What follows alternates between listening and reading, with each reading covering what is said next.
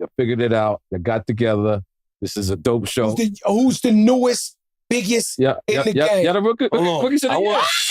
Yeah, the rookies of the year. I win big. This is Joe Crack the Dawn. It's your boy Jada. You know what it is, the Joe and Jada show.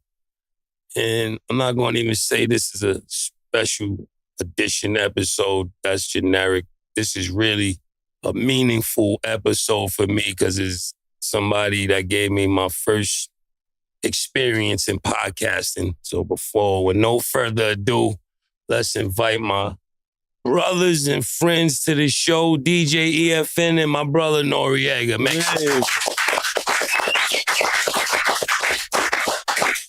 This is my show, by the way. Like both of these people has been on Dream Champ so many times. I created this show. We birthed it. Like I birthed this. Calm down. Nah, just playing. I just playing. Listen. He been waiting to say. Listen. Oh, I'm gonna say. Listen. I'm gonna be honest. Yo, listen. Great that you say. Hold on. Let me be honest. Congratulations, y'all finally figured it out. Congrats. I watched this show and I sit back and I'm like, this is what I did. Makes like, you proud. In a good way. Yeah, because you know why? Let me give it to this brother. Like he kind of knew that this podcast space was going to be something that we all eventually get into. Like in my thoughts, I think that eventually rappers will drop their albums on their own podcast. You know what I'm saying? Just think about it, where you cut out all the middleman, right? That's because that's what we're essentially doing, right? While we're direct to the audience. So if we're direct to the audience with our speech, why would we be direct to the audience with what got the audience here in the first place? You know what I'm saying? I'm not gonna lie to you, Nori. I want ignorant Nori. You talking too smart. There's no liquor. He dropped no liquor. You know he got two hats. This is sober champs right now. We didn't put a C in there, Nori. We don't want all that smart. I've been watching your interviews. You've been talking too smart. Y'all being y'all heard bogey in your face. Sangria hang. You gotta let me grow, man. You know what I'm saying? EFN, yes. You finally left the cave to come. Ladies and gentlemen. Yeah. Hold on. You know what it takes to get EFN out of his comfort zone, out of Miami? Yes. This is special. You're happily married. I know you're happily married. We love your wife. But she lying to you. He ain't gonna be the same if you gotta leave it. Nah, don't stick to brand. I need the check. The check, and it's called fast forward time. Right. Ooh, fast forward the we got time. shampoo. I'm gonna try to get you on the shampoo box. Okay. I'm not lying. Okay. I'm gonna try to get you in the salt and pepper joint. I'm not doing this black thing you're doing. It grows. This ain't the fake black. Look at my shit. Man, that looks like Beijing a little bit. Some niggas be looking like, you ever yo. So I dare y'all to go Google some of these guys in the barbershop. They be having that shit look like magic marker all the way. Why fight the time? Nori's on the box. I am on the box, goddammit. It's supposed to be. But yo, Jada, this is what you don't know. We're in the middle of like a baby Cuban beef right here. They got Cuba beef. Oh no, we been had beef, me and let me tell you how much. I tolerate them because of you. Let me tell you how much they have. The first episode, he doesn't like that. He doesn't rap. No, we over that. I don't rap Cuba. I'm fucking Cuban. You did not rap Cuba in the beginning. In 1992, in 1992, in fucking Relativity Records, it said Puerto Rican and Cuban born rapper. Where did it say that? Hold on, which version of Wikipedia did it say that? Hold on, EFN. This is very different. I'm just really finding out about the Cuban, right? Like the Kiss brand new. You remember when you just told me that a few episodes? I was very shocked. Like, yo, Kiss, I'm Cuban in Puerto Rico. I never saw a Cuban flag at the Puerto Rican Day Parade with you. It's the Puerto Rican Day Parade. But still, you gotta rap. I'm kind of, you on to something. Let me tell you how much. No venga con vuelta. Yo, listen, hold on. No venga con vuelta. Listen how much that Joe wanted to prove that he's Cuban. Think I'm not Cuban. We had his father's funeral. Joe's father's funeral. And Joe leans up and he turns around and he goes, yo, Tell EFN I'm Cuban. I said, where he's at? I thought he was finally coming. He told me when I got here. The first thing he told me. I swear to God, EFN, no disrespect. I thought you was coming because it was in Miami, and you finally could have been around my whole Cuban side. The whole Cuban side. I never told you. Yeah, I ain't gonna. You would have dug your own grave after that. You would have been like, this thing. No, this is super Cuban. Beyond. No, I know you Cuban now. You did a record then. Now and then is two different things.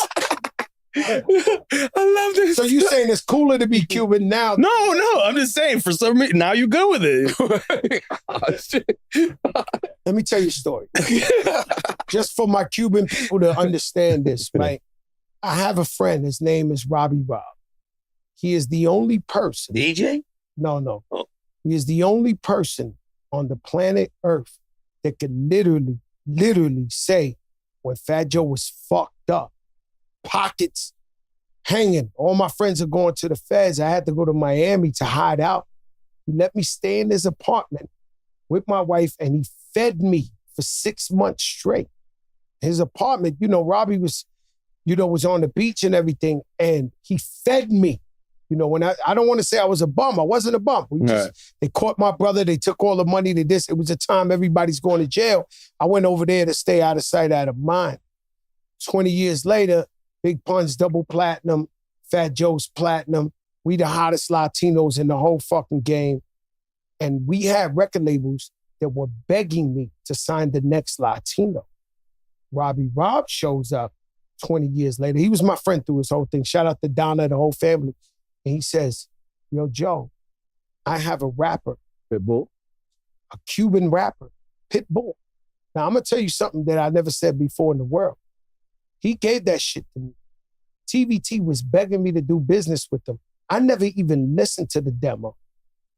I went up in there and I said, yo, this is your next guy. He said, what you mean? I said, he's the Cuban explosion. He's going to be the... This when he was with Luke, though? He was already with Luke. He was with Luke, started, but he came to America, because... To America? What are you talking about? Luke is in America. Everywhere, but you got to come here to get the check. Okay. You have to. I'm sorry to say, we love the West Coast. We love... Oh, you're talking about New York. Okay. You got to come here. Okay, I got you. Birdman flew in from New Orleans here to get the $100 million and flew back to New Orleans. You got to come to the motherland to get that check. So I walk up in there, Brian Steele was there, and I said, you have to sign it. And they signed Pitbull. No money, no strings attached. And that's my contribution to Cuban hip-hop. Pitbull, the biggest Cuban rapper ever seen in the world. I got him his deal with TVT. You can cap all y'all want, man. I say shit is real. Like, it is what it is. We're going to have Pitbull up here next episode later. No, we got to have him because one time I got into it with Luke, because Luke was like, yo, I discovered him and all that. I said, yeah, but I got him the bag.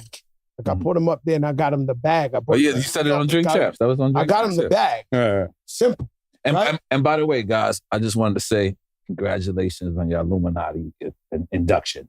Because when I walked through here, I was like, these things... I said, this is what Illuminati feels like. And I was like, y'all ain't invite me though. Like, no. Illuminati. You step in there by default. No, I'm considered. I'm really. You're considering the Illuminati? I think I'm Illuminati. I think y'all are. Listen, let me tell you something. No. I really think. I think I'm Illuminati. We talk to Floss the Millionaire, forget about it. He gets out every 3 months. He been in jail every 3 months. We walk him home, Floss. He's capping. Floss the Millionaire. Floss tells me I'm coming home December 6th. December 6th come. Yo, it's June 2nd. June 2nd come. October 23rd, he's spending me.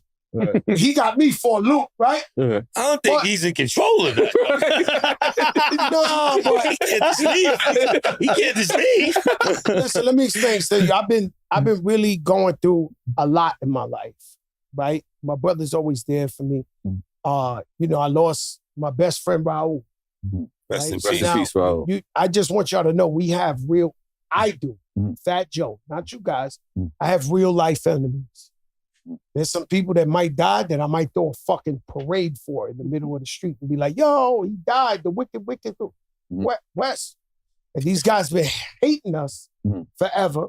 right? So, you know, Raul dies. Oh, they lost a guy. Raul's the fucking one-man warrior, this, that. Then we lose my brother. Then we lose my mother, my father. For sure, he's depressed now. For sure, he's not going to work. The next day after the funeral, we up in here filming our first podcast. They don't understand. I'm on a different type of... Built different. I don't give a fuck. I'm built different. And then, you know, a lot more mudslinging. And I realized you're Illuminati. Like, you did... That's what you got off that? That's the epiphany. I figured it out because if you really hate me, that you want me to die, and you keep seeing this nigga in that Bottega shit with front row. I told him the other day, I said, they gotta be upset. Let's be honest. They gotta be upset at Fat Joe front row 30 years in a row. In every basketball, boxing match, everywhere, floating with his wife with diamonds. They gotta be sick. They want to throw a spear from upper deck so bad. I'm keeping it real. So the whole point is, correct, Nori, only you could figure out I'm Illuminati. I don't know what they talking about. No, you ain't got nothing to do with, this is got nothing to do with. How many bullets have you strayed on this Drink Champs because of this guy? Because this guy come out of nowhere, your finger popping. No, he leads into all the bullshit. No, what the fuck is wrong with you? You know what, Nori? What is wrong with you? Where do you come up with everything in the world? You finger popping? You eating ass right now? You just... What happened? Do you drink the wrong Japanese whiskey that day? Well, the show has migrated. It's grown. It started as that. Started with Tiger Bone. Since COVID happened, we haven't had Tiger Bone back. We just different, man. We having fun. We just added a new segment to the show where people are going rap, like Rap City the Basement. It's called Let Me See If You Still Got It. And so you know we'll give you the beat in advance. You know what I'm saying? So like we doing different things right now. We're in our 9th season. What is it? Well, yeah. So March 2026 is 10 years of Drink Champs. Wow. 10 years of Drink Champs. You know what I'm saying? And it was a hustle that was like my 7th hustle that went to like my number 1 hustle. You know what I'm saying? Like I actually enjoy it. We recently opened Drink Champs Network. We got Bleak. We got Angela Simmons. We got Healthy High Run Champs. We got Fatherhood. We got Grumpy OGs. We got Smoke Champs. We got, you know what I'm saying? That's how the fuck you, that's how doing shit. Yeah. You know why? Because I used to go to my mother's house and she'd be like, she drink Mountain Dew because I did a commercial for Mountain Dew. Right. And then she'd be like, what you doing with Sunkiss? I don't like Sunkiss. Right. I don't like that because, you know, you're trying to be loyal. Right. If you ever realize, they all different stamps owned by the same guy. Right. Mm-hmm. Mm-hmm. So I love that you branching out. Drink Champs is such a monumental brand, but I love what you're doing as businessmen, and everybody's eating because you already been battle scarred. You went through everything in the world, and now you putting people on, and at the same time, you're expanding the empire. I don't fucking watch. Because I was slow. I was supposed to have this podcast. You know what I'm saying? I was slow. I tried to individually, you know, but this is genius. You know what I'm saying? Y'all coming together. But I'm going to keep it a buck for you. I've just always been a boss. So me personally, I don't know how to be under nobody. I'm just keeping it real with you. Even my brother. I love my brother as much as I can. Partners. It's partnership. And by the way, it's partnership. By the way, you know what the beautiful thing about this is? I can't practice what I don't preach. Meaning, like, this was my idea for telling people you own your own stuff. Because one thing for sure, two things for certain, I'm not gonna go as hard as you. You know what I'm saying? If you're gonna sign with me, guess what? You signing yourself. You know what I'm saying? You signing to yourself records, not delusional records. It's signing yourself records. It's signing yourself records. You know what I'm saying? But I signed up first. Yeah. I was the first guinea pig. On Delusional Records? Oh. Delusional Champs. Delusional Champs. Delusional Champs. You just started new. I walked out. I'm the original nigga with the hole in my head like a dolphin. You guys? He said, Joe, come over. We doing something. When I left there, don't think your uncle. Don't think he the only nigga who catch the bullets for Fat Joe. I walked out of there. I said, it's official. I have beef with every rapper. Tell me about DMX. What do you see him do? What about this? And I'm over there like, and I'm realizing, oh, these guys trying to do some crazy shit. and I'm going for it. I want my brothers to win. I'm like, I'm talking shit. He didn't hesitate. I walked out of that motherfucker like I had a hole in my head. I was like, I got beef with everybody. What a lot of people don't know is me and him had a show called Military Crazy Raw Radio. We had a show on prior Sirius XM. to drink. It was on Sirius XM for 3 years. Remember, XM and Sirius, they combined. So we I don't remember. We was on XM first. We was on XM, and then So what we did was just recreate the same show. Like if you look online, we kind of cheated. Like meaning like we had a same show, but just with no artists. So you and Kenny Anderson was the first two pilots. people. Those were pilots. Y'all was our pilots. You know what I'm saying? So we just did what we was. My shit came out. Yeah. My shit came out. Out the gate. Yeah. It hit. But my shit came out. Our first number one. How many millions of views we caught on that? No, we went. We was expected to do. I believe the numbers was like 60,000. No, 15,000 or something like that. Good. Yeah, we did 267,000. 300,000 the first day. Yeah. No, that's my original. We got a plaque from CBS Radio. We got a plaque. I don't think they ever gave plaque for podcast. That's my original. Said he sold his soul. Induction to Illuminati. That's the original. Nah, I ain't got nothing to do with that. No, Illuminati saw that. Illuminati talk out.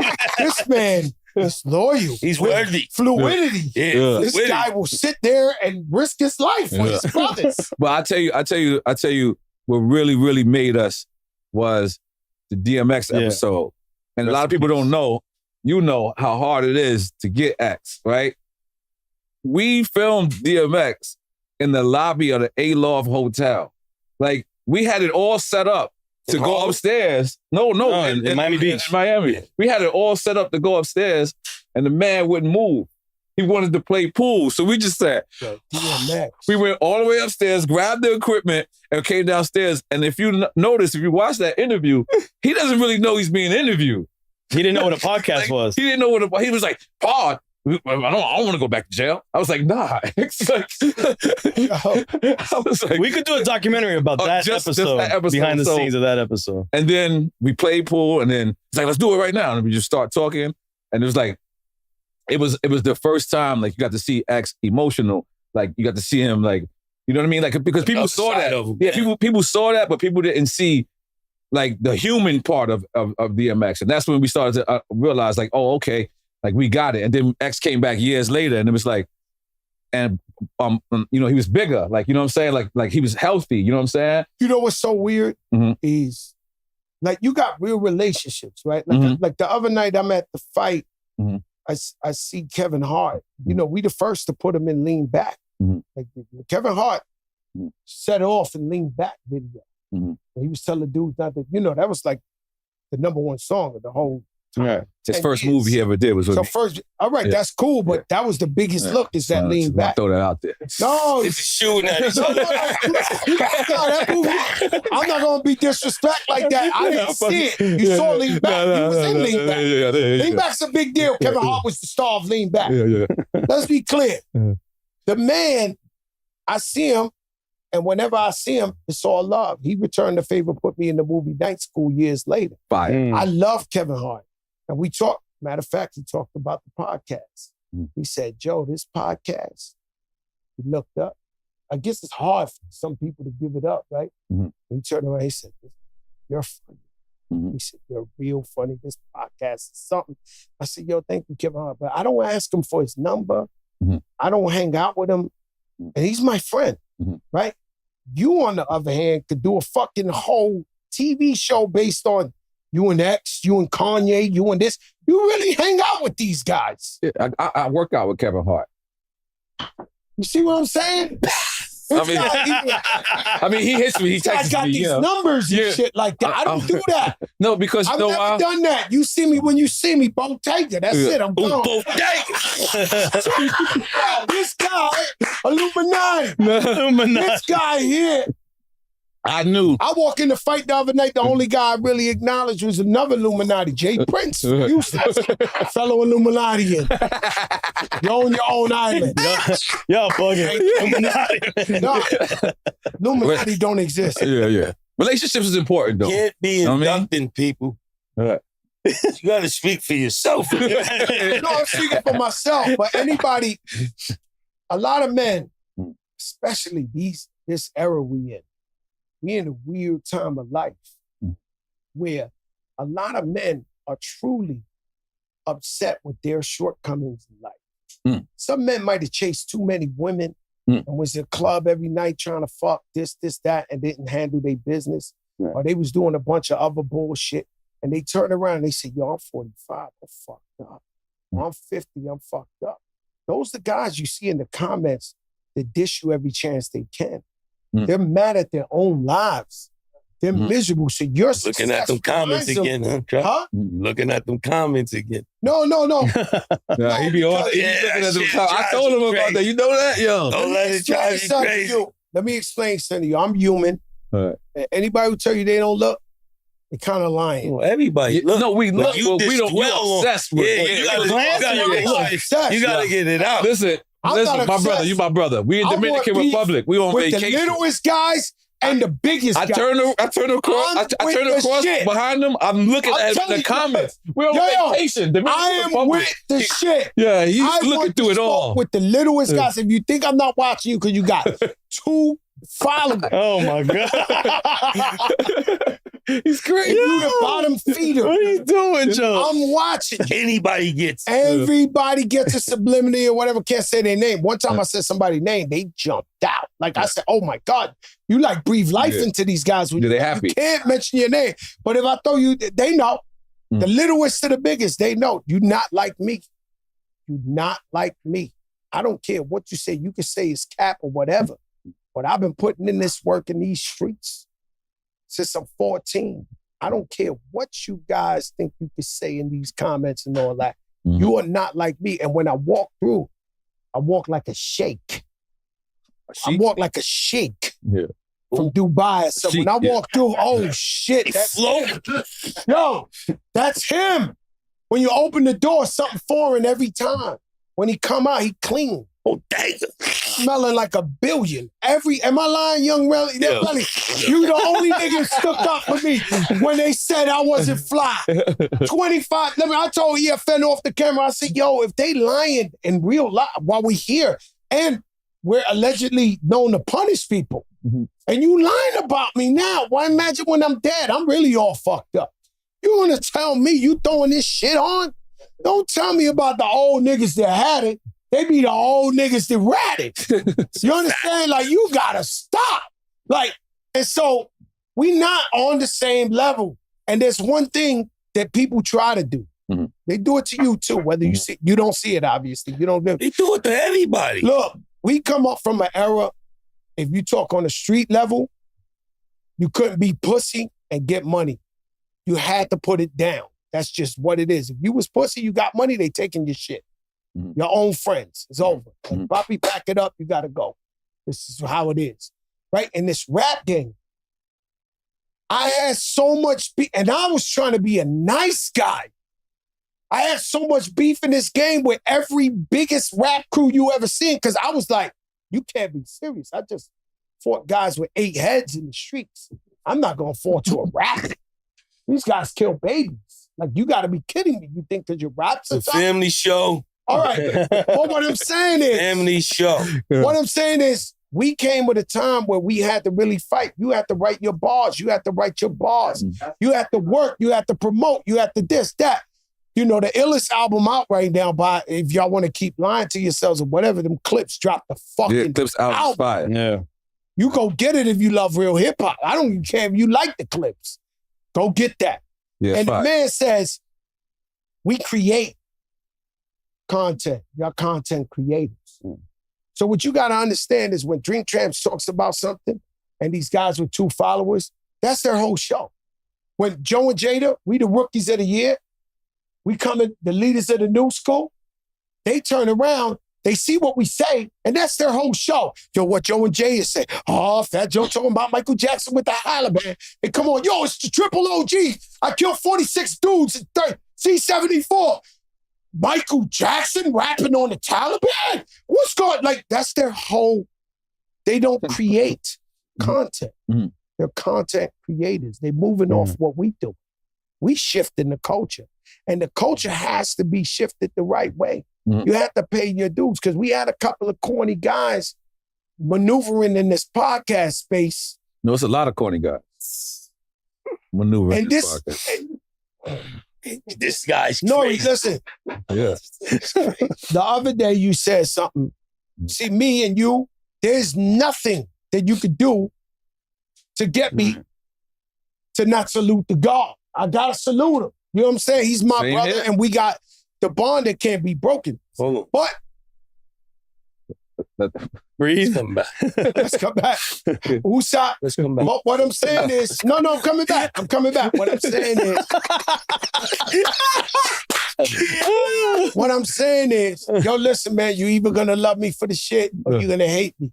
There's two ways you could take this. You could laugh at me and say I'm cap, whatever. In any case, we number one with a bullet. That's Don't right. get that fucked up. So what I'm saying is, the other day you made a comment. You said the only podcast that matters is Drink Champs, Comment. Joe Budden, Mhm. and $1 million worth of game. That hurt you? No, it never hurts me because I do a lot of shit to hurt him that he don't ever get hurt, so I Yeah. can't get hurt. Right. We can't even fucking hurt each other. Right. You understand what I'm saying? No, it can't. But what I'm saying is, I've seen a lot of other podcasts. Mhm. You know, Steve Jack, this is my brother. A bunch of them put in work. A lot of guys are doing their thing. I feel like Steve Jackson's a hater. No. This is his second time. No. It's his second time hating on me. Like, what? No, what do you? because he been doing, you see, you got to I understand. thought we was all family. We I are. thought so too. Like, this is No. second- and if he had a Hold on, problem, man. if he had a problem, he should have handled that. You know what I mean?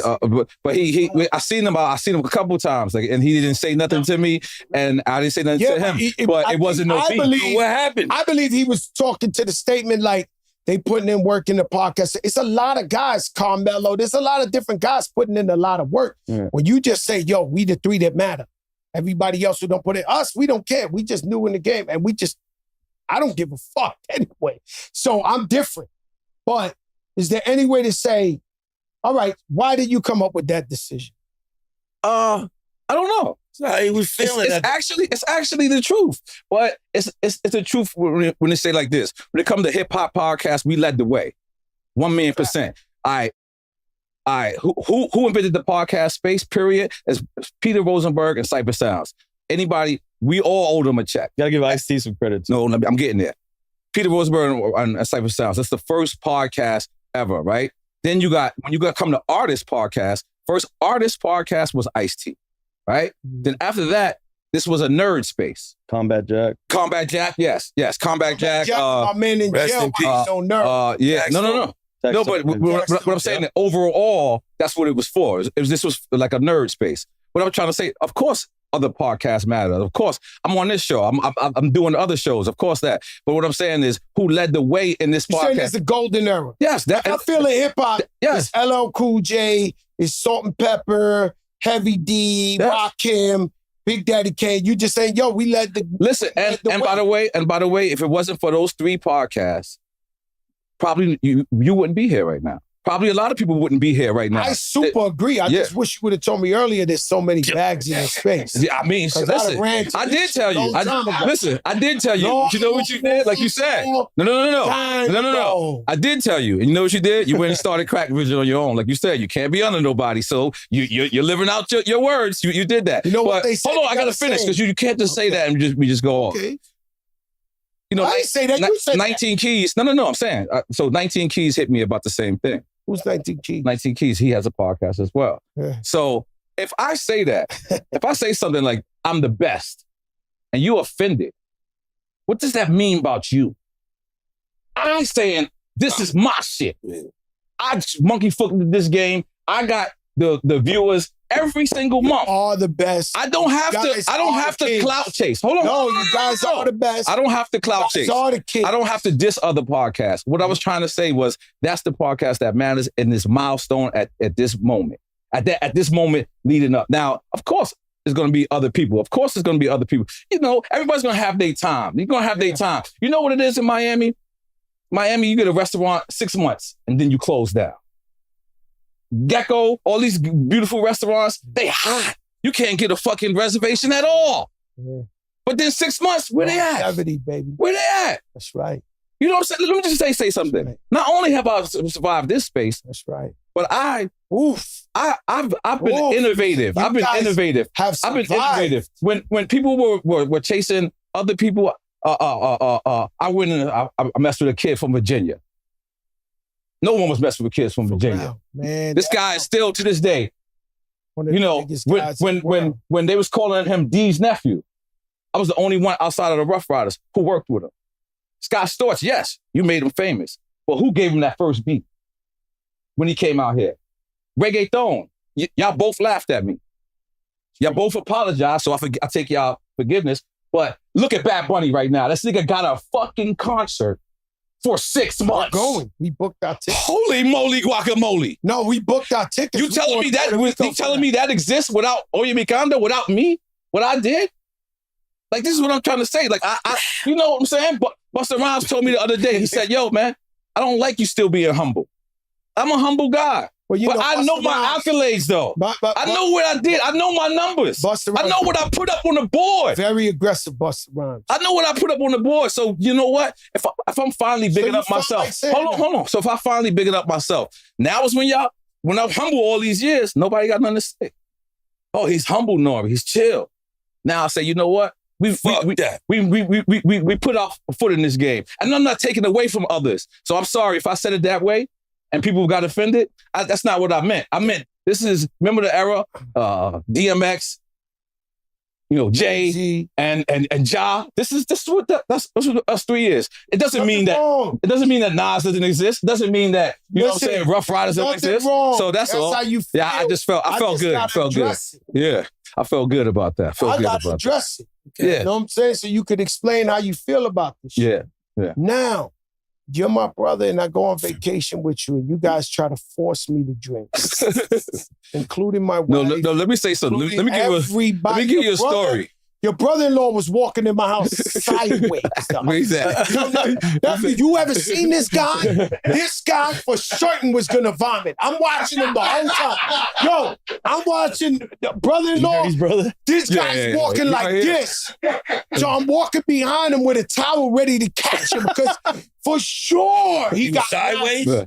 Not forward. He's walking like this.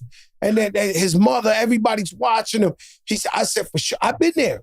So I know he's going to vomit 1,000,000%. I'm watching him the whole shit. He didn't, right? But EFN said he brought the drink to the drink champs. He said, you more of a smoker at that time. When we were doing Military Crazy Love. Okay. And we had the casino-ish spot. Remember the party bottles? He said, they're the drinkers. You used to be the smoker. You was Pinot and Smoke. Yeah, probably. And now you have graduated to the drink champ. Yeah, probably. Huh? Because God damn, you guys, it's like a mission. I swear to God, be like, yo, give him a shot. Give him a shot. That next thing you know, and I'm a happy drunk. You know, what happened to me, I don't know if I ever said this, but the one time I got drunk, I was in Morris High School. I was the bully of the whole high school. They could say whatever they want. I robbed the whole fucking shit by myself. Some of you guys is pussy and you can't vision it. You got smacked in the back of your neck and you kept walking. But I was the guy. And my man came and said, before home, when we said, yo, let's drink. I said, what's this? It was a 40 ounce. We drank a 40 ounce. I never got drunk. Yeah, something like that. So we went to the back of Morris High School where the girls play handball, because that's where all the pretty girls was. And I was disrespectful. I was like, yo, fuck that, this, doing all that. When I tell you this guy's name was Eddie, I even give him props, Big Head Eddie. It's the biggest punk in the world. Me and him got into it and he beat the shit out of me. And no one could beat the shit out of me at this time, is what I'm trying to tell you. My hands was crazy, right? So I remember I sat down in the gate and I just looked at everybody laughing at me. And I said, something's wrong, right? Why do I feel like this? I feel like I can't even move my arms. I can't even fight. And I realized, you got drunk, you fucked up. And from that point, if I was gonna have beef with everybody in the world, niggas shooting at me, all type of shit, I gotta be dead sober. The next day I came back, poor Eddie caught the hockey stick to the hockey club to his fucking big dome.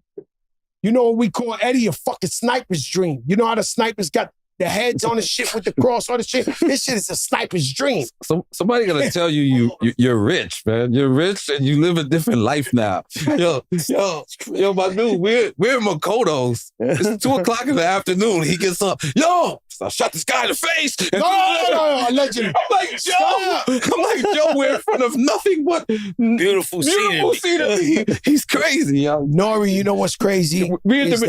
I'm not crazy. You bring up the darkest times and the most beautifulest moments. I'm like, peace to the gods too. I meant no disrespect. Peace to the gods. What, crack him?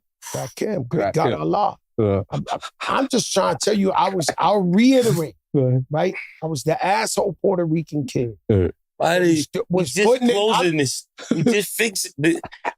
The gods, they love us again. Don't so peace to the gods. Yeah, peace to the Hey, remember, he just said Puerto Rican. He didn't say Puerto Rican Cuban. No, he didn't say The Puerto Rican and Cuban kid was an asshole. And they doing the ciphers and all that. And I'm like ham, salami, and bacon. Mm-hmm. And I'm the guy who's always fucking around where they was just like, yo, Joe, they used to call me Crack Kim. It's nothing I could do about it. Oh, the gods, I'm sorry, man. I'm sorry. Peace to the gods. Peace man. to the gods. I'm just trying to. Oh, the gods is on y'all for that? But you're not like that. That shit real podcast. Yeah, dog. Listen, we got to cover everybody. It's 2025. We talking about the gods, 126 in Harlem. We showing love to everybody. You know what I'm saying? But when I look at Nori, I let my watch talk to me, my guns talk. Bam! What up? Yo, Nori, man, you getting a lot of money. Hey, no, to have watches, you don't have to have. No. To get watches, you do. You gotta have a lot of money. You're not fooling me. Yeah, no, you don't. And the problem I see with this is, that's your business partner. He wears a Seiko. Yeah, he got all the money. Like you just said, you gonna borrow from Mayor. You gonna borrow from Mayor? I'm borrowing right from here. He got it. He stashed every dime. And there's no problem. I got a best friend, a partner like that too. His name is Rich Player. ICN. Yo. You don't spend a dollar. And so I heard that about Rich he's Player. richer than me. So if you think I'm rich, I'm all flash, no cash. When I need a loan, I'm going to that guy over there. If you ever need a loan, I know you're going to that guy. Yeah. Because you got all that money. And what's crazy is... You kept all that money. Don't fucking lie to me. Listen, what's crazy... No! Dude. I wake up and my job... EFN got all the money. Let me tell you something. I need a loan. I got to go see. There's a couple of guys I can see by their lifestyle that I could go for a loan. I know who got the bag. Yeah. Now listen, the more checks he got, two-time felon. Let me get a Diet Pepsi. The less drinks he started. Like he started with Bacardi, and now he's on beer. Like he's definitely more not trying. Money, the next renegotiation he's gonna be on wine. Who in the lot? Keep going down. Who in the lot really watch they bag like this? Gotta be Style. No, Sheik Luch. I was on a vacation every week with his wife. Nah, we all rich, but Luch is super rich. All right. Cause he what? He still got the money for Canada from Bad Boy. He still got a Luch nickel. got Canadian Mickey Rooney's of Canadian. He got Luch is Luch. He squeezed a quarter of the Eagle screen. Let me tell you something, because we out here acting dumb. One thing about Nori, I don't give a fuck. If he went through his toughest time on earth, because there was a tough time to be in. Absolutely. We was bumping into each other in fucking Yugoslavia and stretch guard and all that. We was out grinding. Dusseldorf, Arschford, Germany. Listen, so me and you, we went through the real Chitlin circuit, right? I don't care what he went through. The European version? Chitlin That's circuit. the European chitlin? Yes, it is. We got European chitlin. Ex Buckshot Shorty and them. That's where they go get the bag right now. That ain't the chitlin. What I'm saying to you is, no matter what he went through, we always ate steak and lobster. That's right. Like this man always was inexpensive, and he's not cheap. This guy covered the bill most of the time. For 20 guys, how are you still doing 88? You got 20 guys here now. Well, most of these people are people that you know. I remember during COVID, I don't want to say nothing about you guys. You guys had a lot of money. You niggas, Let me tell you something. You guys was looking extra rich. The whole crew, he was like, yo, some weird's happening. I said, what? All my friends are treating me now. They're fighting for the bill. They're doing COVID. I'm like, it must have been Donald Trump had a good eye. He was into nothing. N-O-R-E, you never been cheap. Right. You always, I like you to remember eat the good. time you saved my life. Did I say that? In Germany? James? In Germany? He saved my life. He couldn't wait for it. Yeah. You know how I talk all this shit? Fat Joe, I'm King Kong, I saved the day. I'm the realest guy you ever seen in your life. This, that. It's Biscuit, blogger to the stars. Come here, get your cheekbone in here, man, because this is one of the good ones. It's one of the good ones. It's Biscuit, Man, blogger no to the answer stars. with the cameras to see, man. You definitely, right now, your outfit turned around. You definitely can't go through TSA. Yo.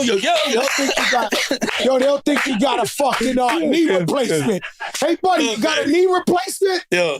So Take your diamonds over there. TSA is crazy. Yo. listen. So You can't go through TSA. No, he can't go all right, through. so here's the story.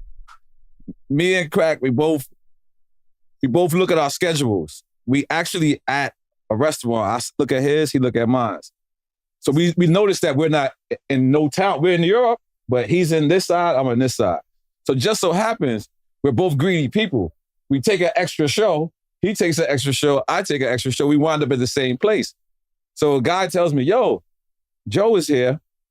And I was like, there's no way Joe is here. Like, I was the You greedy just one. with me on Thursday. Yeah, I was like, yo, I was the we greedy going one. away Thursday, Friday, then- Saturday, and coming back. I'll meet you on Monday. And, So he's like, yo, I was just with him. I was on just with him. Thursday. There's no way. Yeah. So I called him, and I've never heard him like this in my life. He was like, and I go, what? He goes, I said, you got a show, right? I said, CNN is an early show, 6 o'clock.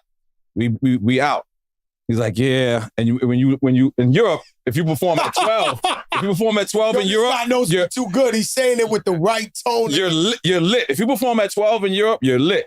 Usually it's 6 o'clock. That's real hip hop, and then they go back to work. So when I call him, he's like, and I'm like, he's like, yo. I said, you got a show? He's like, yeah, but I can't invite you. And I'm like, what? Why you? I was like, this is weird. What the fuck you mean you can't invite me? And he's like, they said they're gonna run down on me. They're gonna. I forget the slang what it was at the time. So I said, what? Oh, I'm definitely going here. You want to say yes? I can't say. You know what we call those? Real suckers. Right. If a nigga got smoke and he got beef somewhere and he don't tell you and you show up as a friend and then the drama come and you stop in the middle, he lined you up. I had to tell my brother I got real problems. Right.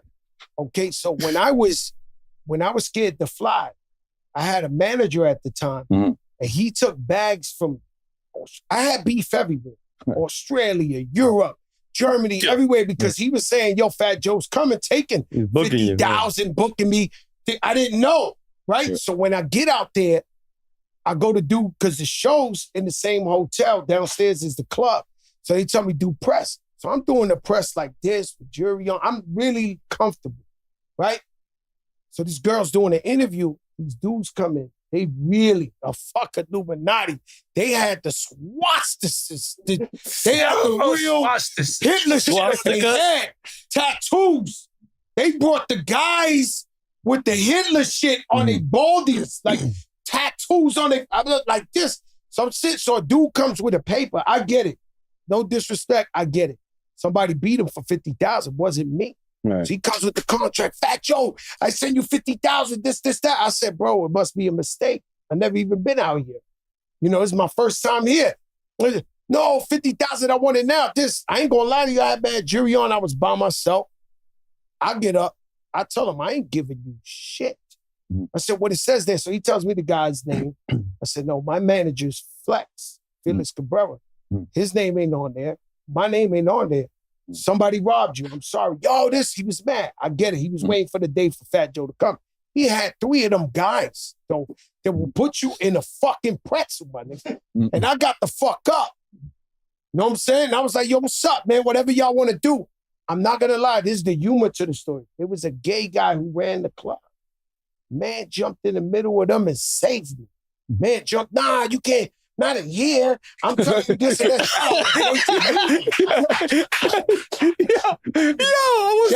That dude snapped his fingers 2 times. That shuffle? Cancel culture. No. It's a story. No, but it's a true story. I'm picking him up. The man saved my life. When he distracted them, I spun out. I went upstairs. I got a fucking fork. I'm sharpening a fork like this. I got the fork like all I can guarantee. Took it to American meat. I am not invincible. All I can guarantee, America, you will see me go out. Right. They will pound me to smithereens, drag me. I'm not guaranteeing you there won't be a video like that one day, but you will see Joe going out.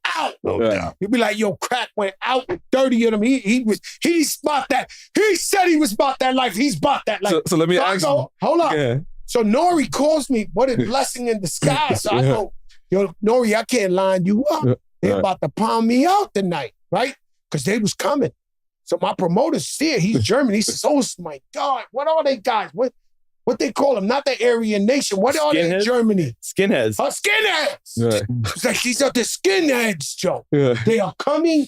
These guys don't play. They burn people in cars and shit like that. He was, so I'm up there with a fork. I got my height like this. What the fuck? No, I swear to God. What you gonna do with a fork? Go all out, B. I'm gonna go all out. Trust me. So I'm going like this, and Nori calls me. I tell him not to come. Nori comes with 100 guys. These guys got tattoos all over. Oh, we got tattoos too. Tattoos in their tongues.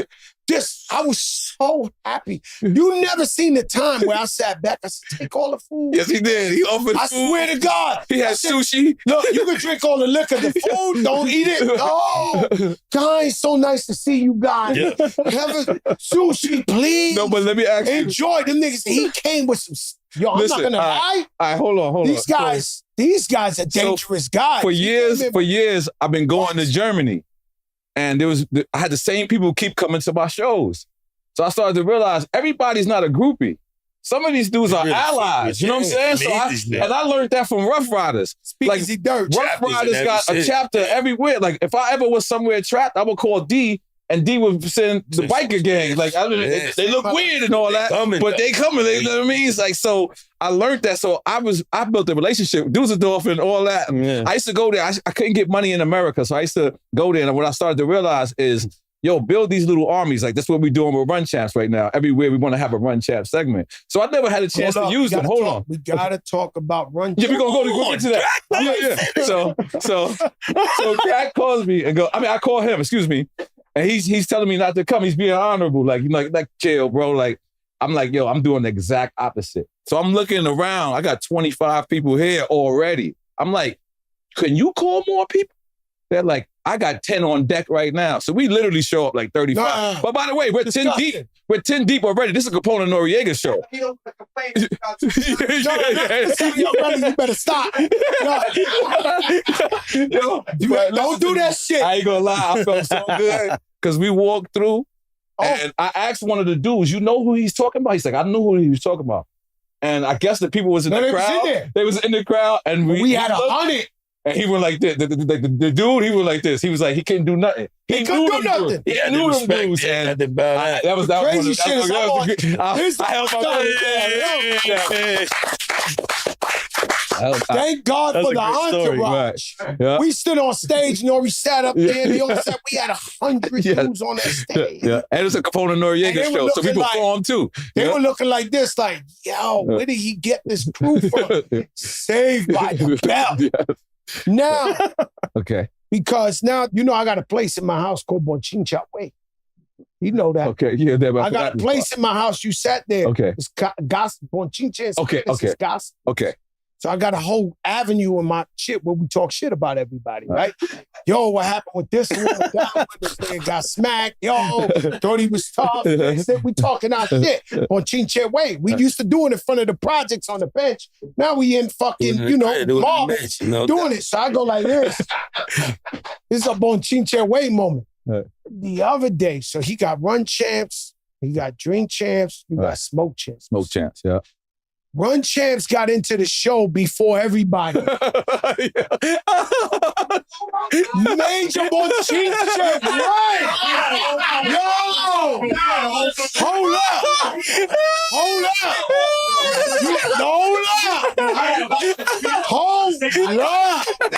Bonchinche, where? I'm sitting there. No! What happened? That's like D-Block, Rough Rider, this, that. He's making an empire. Run Champs right now is the new thing. And they running everywhere. He got billionaires running with him. He's serious about it, running up mountains.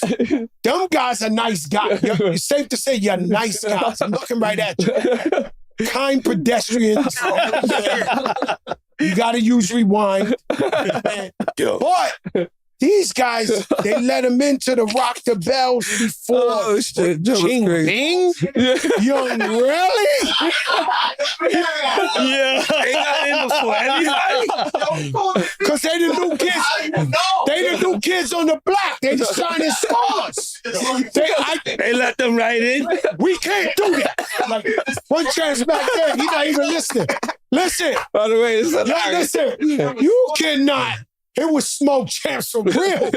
I said, I'm minding my business, right? I'm listening to the conversation. And you say, Ching Bling was outside. I said, Ching Bling was outside? He didn't get in. Ching Bling? Yeah. Yeah, Young Rally too. I said, oh my God. I said, it gotta be, listen. Oh man, that ain't right. You gotta let Joe know. We know the Run Champs is the leaders. We gotta make sure first.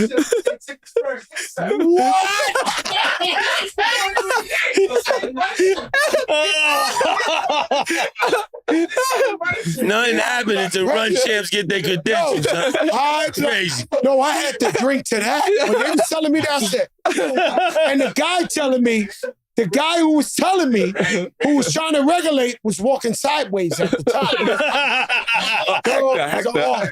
They're all my brothers. He's walking sideways. He's the guy trying to figure this out. I said, yo, Papi, you out of your league right now. You trying to do the right thing, but you gotta relax for real. Yeah. So let's get this established. Run Champs cannot get in the contest, in the concert before Smoke Champs and everything else. Drink Champs. No. Get more seasons. Drink Champs, Smoke Go Champs. in front of Smoke Champs because this is gonna be a problem. Right? I mean, let's be look. I'm literally telling these type of things. No, I was in the meeting. Well, no, I was in the pre-meeting.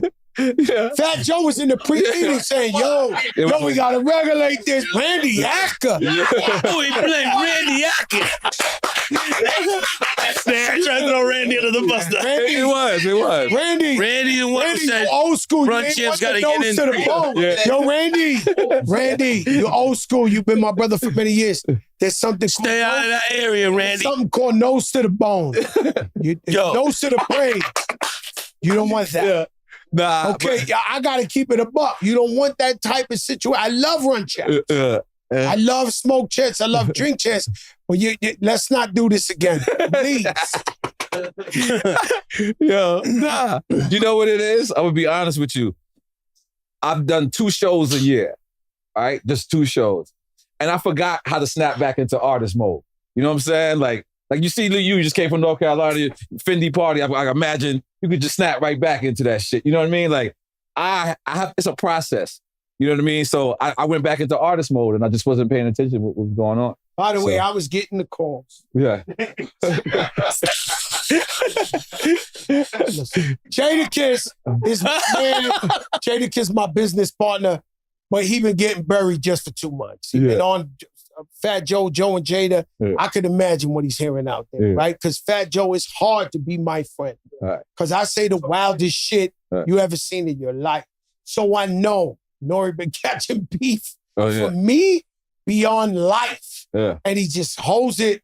When Jada been going through it for 2 months, I can't wait for the day. He might come one day and be like, yo, I resign. That's it. You talked about Mother Teresa. We not going through it. It's over. I almost resigned today. But so much I could do with this guy here. But, it works. But I had to get in this negotiation and be like, listen, I know they hot.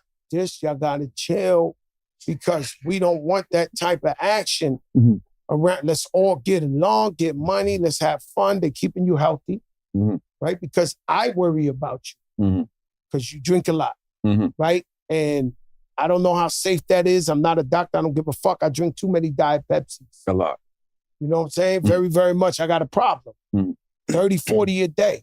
Let me tell you something. Damn. If I went to the doctor, God forbid, and they tell me, yo, you have a problem due to Diet Pepsi, I got to take the shit on the chin. I got to just be like, I knew I was just doing too much with them Diet Pepsis, right?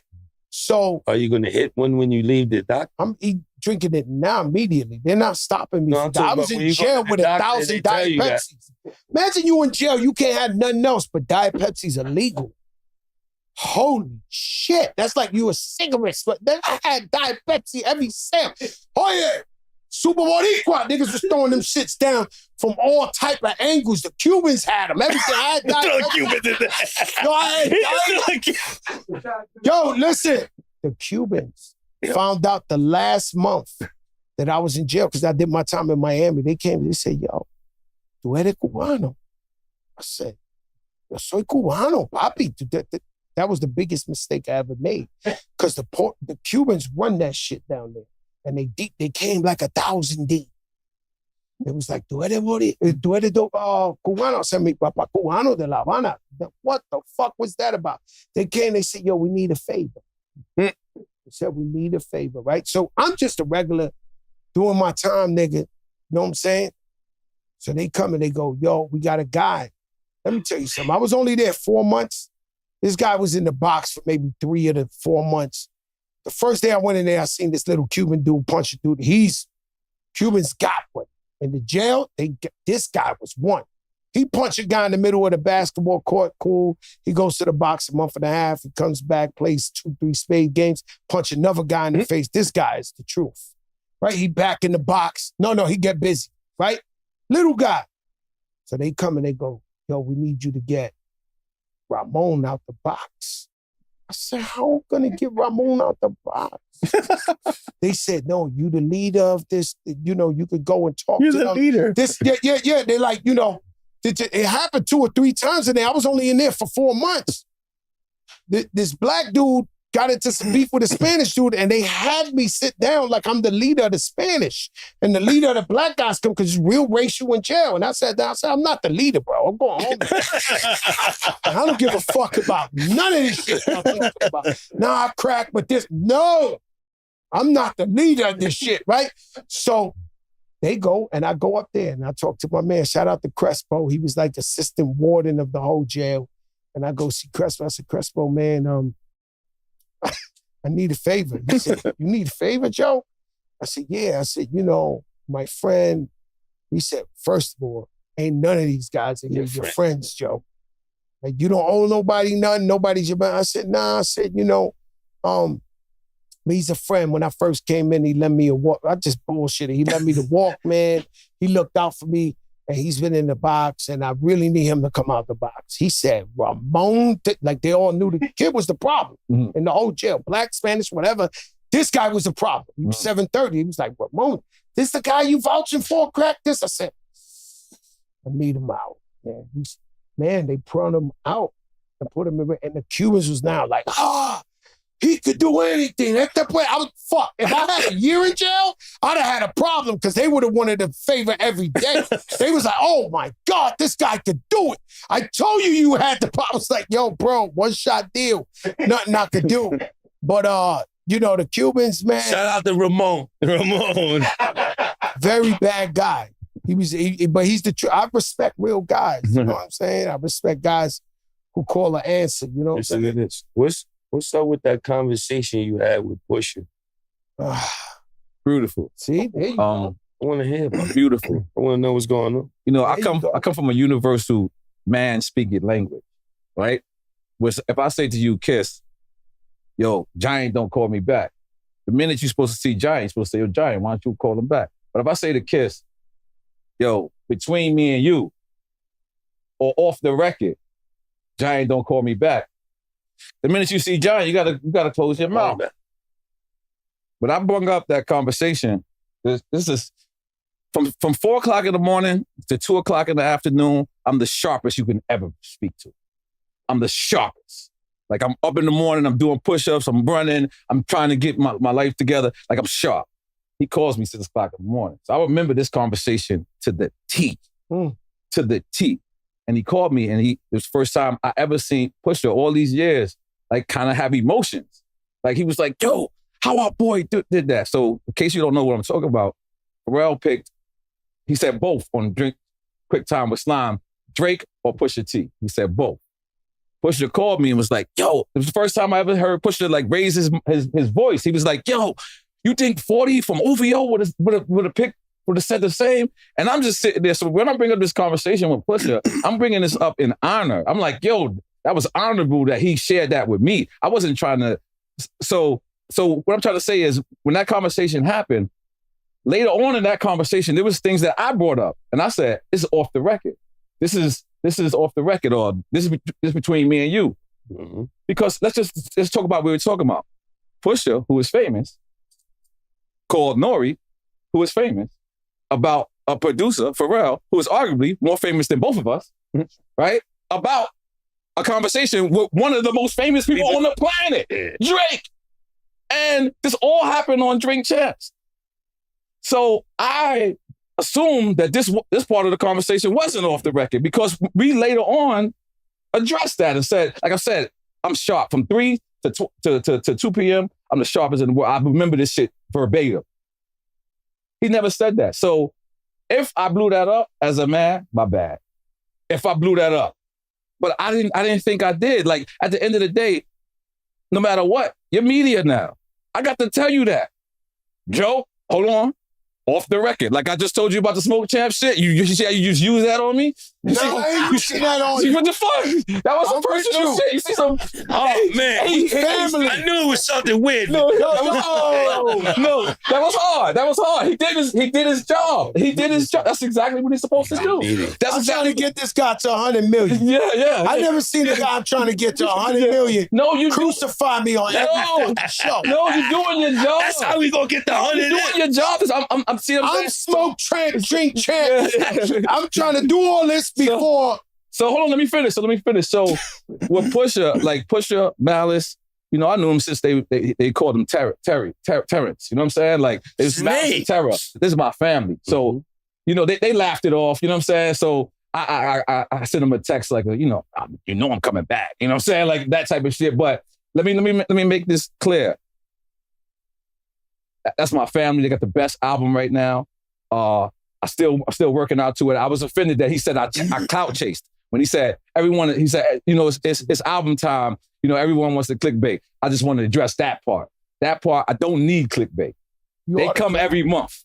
My work is good. It speaks for itself. Oof. It speaks for itself. I don't have to clickbait. So that part I want to address. But other than that, if I, in any way, shape, form, or fashion, blew up something that I wasn't supposed to blow up, as a man, I apologize. That's real. I'm a real. But I don't think I did. Now, I can say to the 2 people that still believe I'm not Cap, anybody who thinks I'm real, there's only 2. I've had 2. I'm fucked up. I'm so Cap a lot now. Captain Crunch. Nah, you should be Captain Crunch. With the broken legs. I'm like, they fucking me up. You're not catching this shit. You are not catching I'm catching everything. And you represent the fucking the Caps. Yeah. Every time you do like this, they're like, yeah, Jada got our back. He know Joe capping. This nigga lying again. This. But for the 2 people, the 1% of America, I've had so many deep conversations with Nori that you can't even believe. Yeah, he has never repeated. I've never repeated. I have to say with Nori. Thank you. So what I can say is, if he knew he couldn't say that, he wouldn't do that. You know, that's and by the way, I've had too many conversations. It's a dope conversation. I want to say what else. Like, this was. Can we say what else? You gotta, no, definitely not. Listen. Yo, Nori, we end it. Now's the time. Try to fix it. Every time we try to fix something, try to rip it back out. Yeah. Yo, listen. Now's the time. Yeah. to really get this over with one shot. I mean, that's what he did. What did Pusha say? Yeah. We've had Illuminati conversations in business 20 over there. years. In 20 years. This is our deep conversation. Like sometimes you don't realize the relationship you have with a person, how long you know with a person. Like I was in grinding. I was on grinding. I was on the remix and I'm in the video. Like you said, lean back. So it's like, if it's a misunderstanding, I get it. And I get why he didn't call me first, because what I did was publicly. So he had to respond publicly. So that's why I'm responding publicly. But it's all love. But at the end of the day, that's not who I'm not a person who chases clout. I'm a person who has integrity. I'm a person who has integrity. I have morals, and I'm very, very creative. I'm too creative to bite anybody else's stick. I've always been my own style. I've always stayed in my own lane because it's never been traffic there. But Nori, let me ask you, understand? Why you always say finger popping? It was an episode that you was on, man. Talking about. I'm trying to think. He's like, yo, you finger pop? You just this that? He won't do that because he loved it. He already told me. He said, you break up with your wife, she's still gonna be my sister. It's the only nigga in America ever told me that. Because we the type, you break up, we don't know you. Clip everything, yeah. Yeah, this guy here, he already signed the petition like, yo, you're not getting rid of my sister. If you do, she's still family. That's horrible. Oh, that's hard. I know, but it's horrible because she got a little, at least Nori would be my friend. We turn the lights off, we turn the shit off. New life. Enjoy your new life. If you made it, let me tell you something. If you got with a golfer, good for you. If you just this life, this is a different hit. You understand? That walk up in there, front row, the lights is on you and all that. Good luck.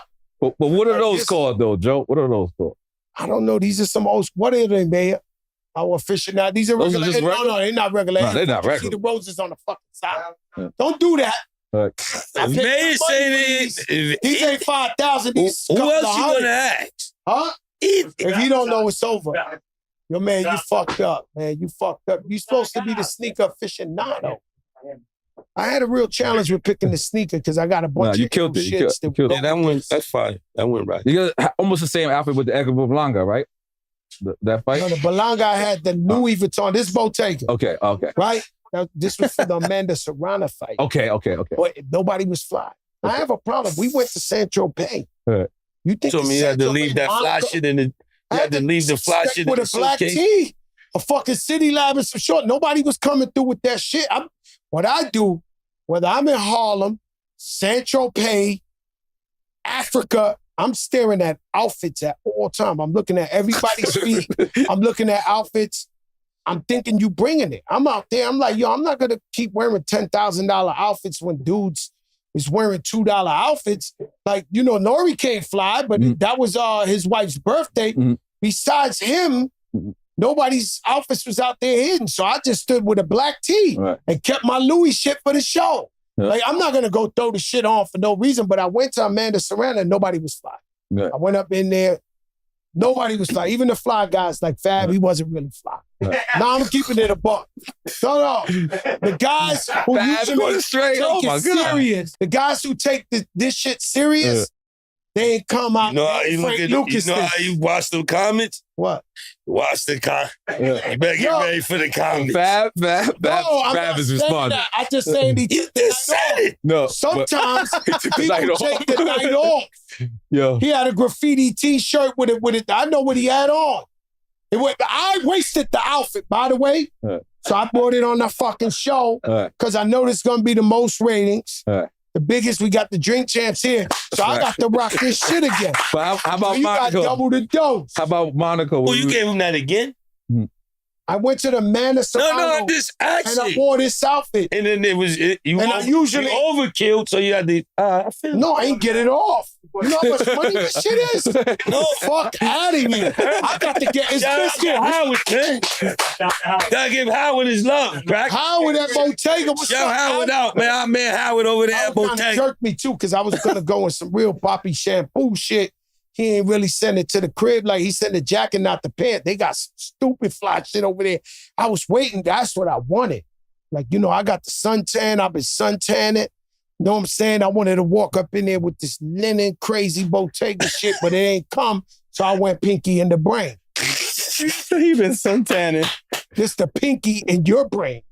Cause you can't dumb. Yo, I don't know what he took that. He went crazy today. No, that's the hyphy. You know they got that shit. Dumb. Yo.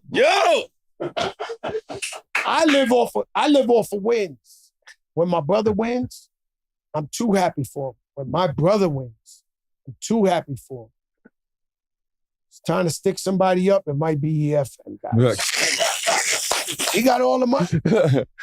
This guy got all the money. I'm shooting, though. Him and Rich play. Oh, no, you might have bazookas in your house. You in Miami? Are you a gun collector? Of course. And avid, right? Yeah. You got some bullets you want to use, too. Them shit's about this.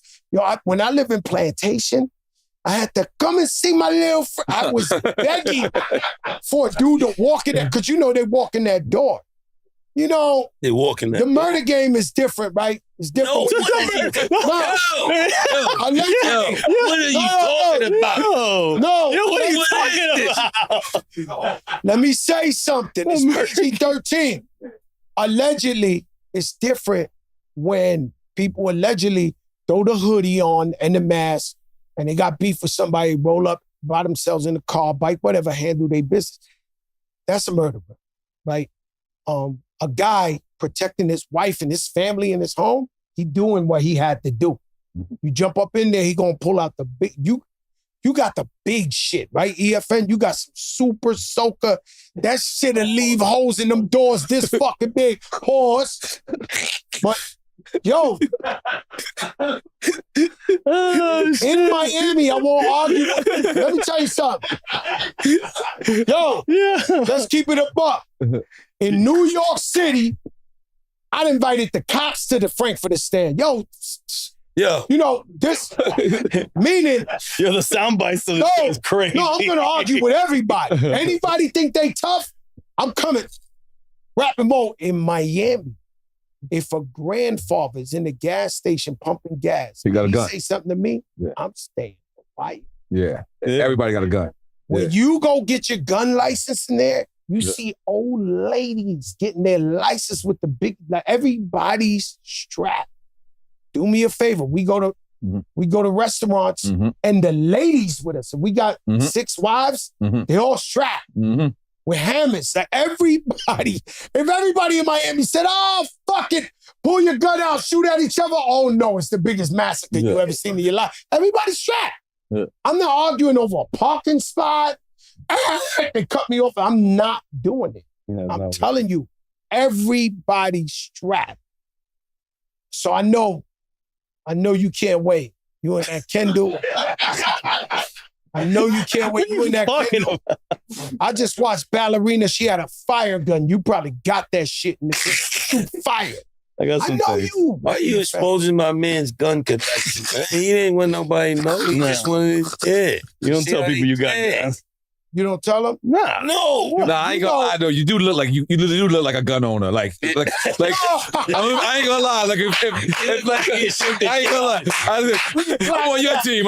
But you do look like a gun owner. Like, you strapped. Nah, he got it heavy duty. Let me ask y'all, because I went on vacation with Joe, and Joe took a show on vacation. I've never seen this before. 2 of them. How about I went to Dubai for the royal wedding? Shout out Rashid Bilhabit. Salam alaikum. What's your name over there? Alhamdulillah. My name over there is Ali Kashani. I go, "Hi, I am Ali Kashani." And they go back and be like, "Yo, Fat Joe, get the fuck out." I want to play the role. You know what I'm saying? I want to be in this shit. So I went to Dubai to the wedding and caught that Club Blue. Shout out Sia. Did a show there, get the bag. You definitely know about this. Then I went to Saint-Tropez and I'm like, "Oh, let's go Club VIP with Jean-Rock in them and go get the bag." It pays for the hotel room. Because you guys pick expensive hotels. Nori, you are the most expensive. Yo, help them out. If this shit don't work, what? You should have them on the side. You should have them I got some land that he's coming out. Something, man. Yo, give him a tent over there in Kenya. Like, yo, I'm going to take care of my brother if it don't work out. Because he's definitely flexing. Yo, relax. No, he's wearing shit with see-through backs, and the fucking watches, and all complications. And this.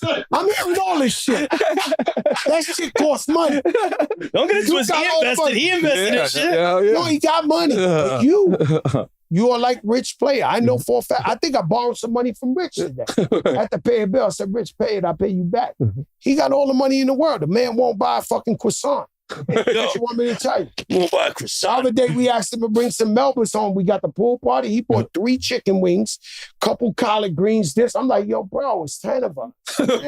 You just, they must have messed up the order. No, fuck you. You paid $39.99. You ain't come through with the fucking goods. Are you throwing my man under the bus? I do it to everybody, but I make them hot on the streets. That's the Ness got mustard on his shirt right now. But he hot right now.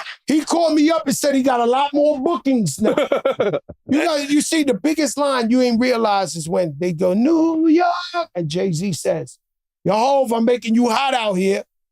You got Hov. He told OG. Yeah. He said, yo, Juan, OG, don't get that fucked up. That's the #1 anthem in the fucking universe. He shot the guard out.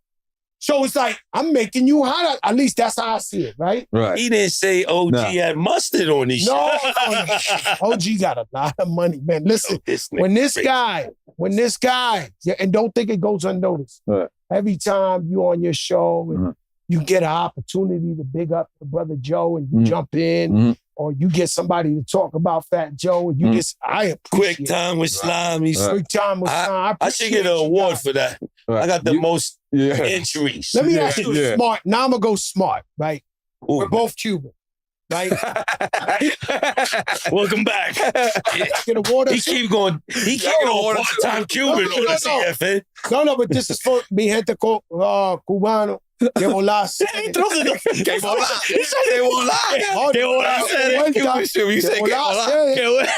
Con vuelta. Coño.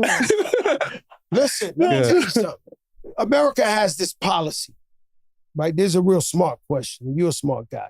Well, America has a policy where they feel like if you go to Cuba and spend any kind of money over there, you're helping the regime. It used to be with Castro, now it's with whoever's in charge. Right? Same government. But our Cuban people are really suffering big time. Right. They put the light on 2 hours a day. They're fucked up. It's fucked up. You can't go to the restaurant and be like, yo, I take the chicharrón de pollo, I take this. You can't even refrigerate your food out there. You can't even refrigerate your food. Wow. So it's horrible, right? And my father always warned me and said, don't go to Cuba because you live in Miami and the Cubans in Miami will be at your doorstep protesting because they with that. They with America. Let's not feed nobody over there. Do you think that's correct, that policy? No. I mean, it's deep. It's deep because it's true. You go and spend money out there, that's trickling up to the government, and they hold it. They're like a mafia, and they keep that money, and they don't spread it out. Yeah, the government is rich out there. The people are dying. That's what I'm saying. But I think my thing is if you go out there, if they allow people to go out there and interact, then the people will be inspired to make a movement out there to change things. An iller question. When will Cuba be free? You see it? That's $1 million question. We wouldn't know. Look, we've had an embargo on Cuba, which we choked, which our government has choked Cuba, which allowed the government in Cuba to say, it's not us, it's the Yankees. They're the ones doing it. They use it as a scapegoat. It's them really too. By the way, you want to know how Cuban I am? By the way, I was born in the hospital in the Bronx where Larry Davis shot them cops right across the street. It ain't my fault I'm part of this history going on in Bronx, Lebanon. One of my cousins went to Cuba to free Cuba. You remember when 3 Cubans went like maybe 20 years ago? That's actually one of my fucking cousins went to Cuba to try to free Cuba. He went to jail for 20-something years, came home like 5 years ago, and he died already. He came home after jail. They put him in jail for 20 years. That's my cousin. That's how Cuban I am. I can't lie to you guys. They call me the Forrest Gump of hip hop. Something happened. I went in. Let me ask you, Jada. Jada, this is you. Fucking stop. It's great. Every month, this clip keeps coming up. And I don't think you ever got asked this. Whereas me, you, Fab. The party. The party. That's where I first, that was it. I first put the hood on and looked over there. That was the first. That was the beginning of the hood, yeah. Okay. That was the king of the hood? That was the beginning of it. Right. So I invited. Yeah, I heard it. You was trying to. I was trying to do something different. And then it was, what's it called? So what I'm saying is, when it goes viral for me, it works out for me because it's on the show. What do you think every time that shit, I have a little bit of crack moment. I go in the comments and start seeing, but once I see people like Kiss wasn't with that shit, you can see Kiss with, just look at Kiss, I can enable the woosah again, as long as they know I was. Right. I mean, I was really starved. I was hungry. Remember, I was a little bit grumpy that day anyway. Then he came talking that party shit. He all the way threw me off with that. All right. And Fab could have answered it a little bit better too. Yeah, I mean, I see, from what I thought Fab had different vodka. It wasn't Ciroc. Well, you actually made it make sense because he was talking business terms in riddles. Yeah, that's what the world don't know. He's saying what's going on with. Yeah. I gave you some bread. And you that's what it's looked like. Drinking Coco also no more. Yeah. That wasn't you fixed that. Yeah, but it was about, and it worked out. We hope that was it. Yeah. We hope and EFN wasn't there. Smart man. Yeah. He wasn't there. No, I was on vacation. He's like, I'm in Tennessee. You don't remember this. Okay. I'm with the family. He's like, yo, let's go. I'm doing drink champs in LA. With blah, blah. I can't. Right. And then he did. I would knock it out. Yeah. You went to a gun show in Tennessee. No, man. I was with the family in Tennessee. Motherfucker went to a gun on the boat, and he been riding Crambo. He went to a gun show. He went to Tennessee. I was about to say that. He went out there. Nah, it was like some Christmas shit, cabin shit. Let me tell you the craziest shit, right? Because we're blessed, and we're from New York originally, and there's racism, but it's it's like hiding. Like sexy racism. They can't tell you. Everybody works together, white, blacks, they hide racism. Man, the first time I went to a movie theater by my house in Plantation, and the white boys pulled up next to me with the whole truck was Dukes of Hazzard? Confederate flag with the fucking shotty on the back window. I looked up and my son was like, yo, Dad. My son was like, yo, Dad. I said, don't look at these people. Keep walking. Joe went back in time. Man. I said, keep walking in the movie theater. You've seen shit like that in Florida, yeah, right? Florida. It's more north, like one Plantation, time, Central Florida. Tallahassee, not Kendall, though. I saw an 18-wheeler. An 18-wheeler. Dual wheel. All fucking, all Confederate flag, the whole 18-wheeler. And I was like, they won't drive this shit down Harlem or ATL. Not this, but they had that shit out there in Tallahassee. Out there?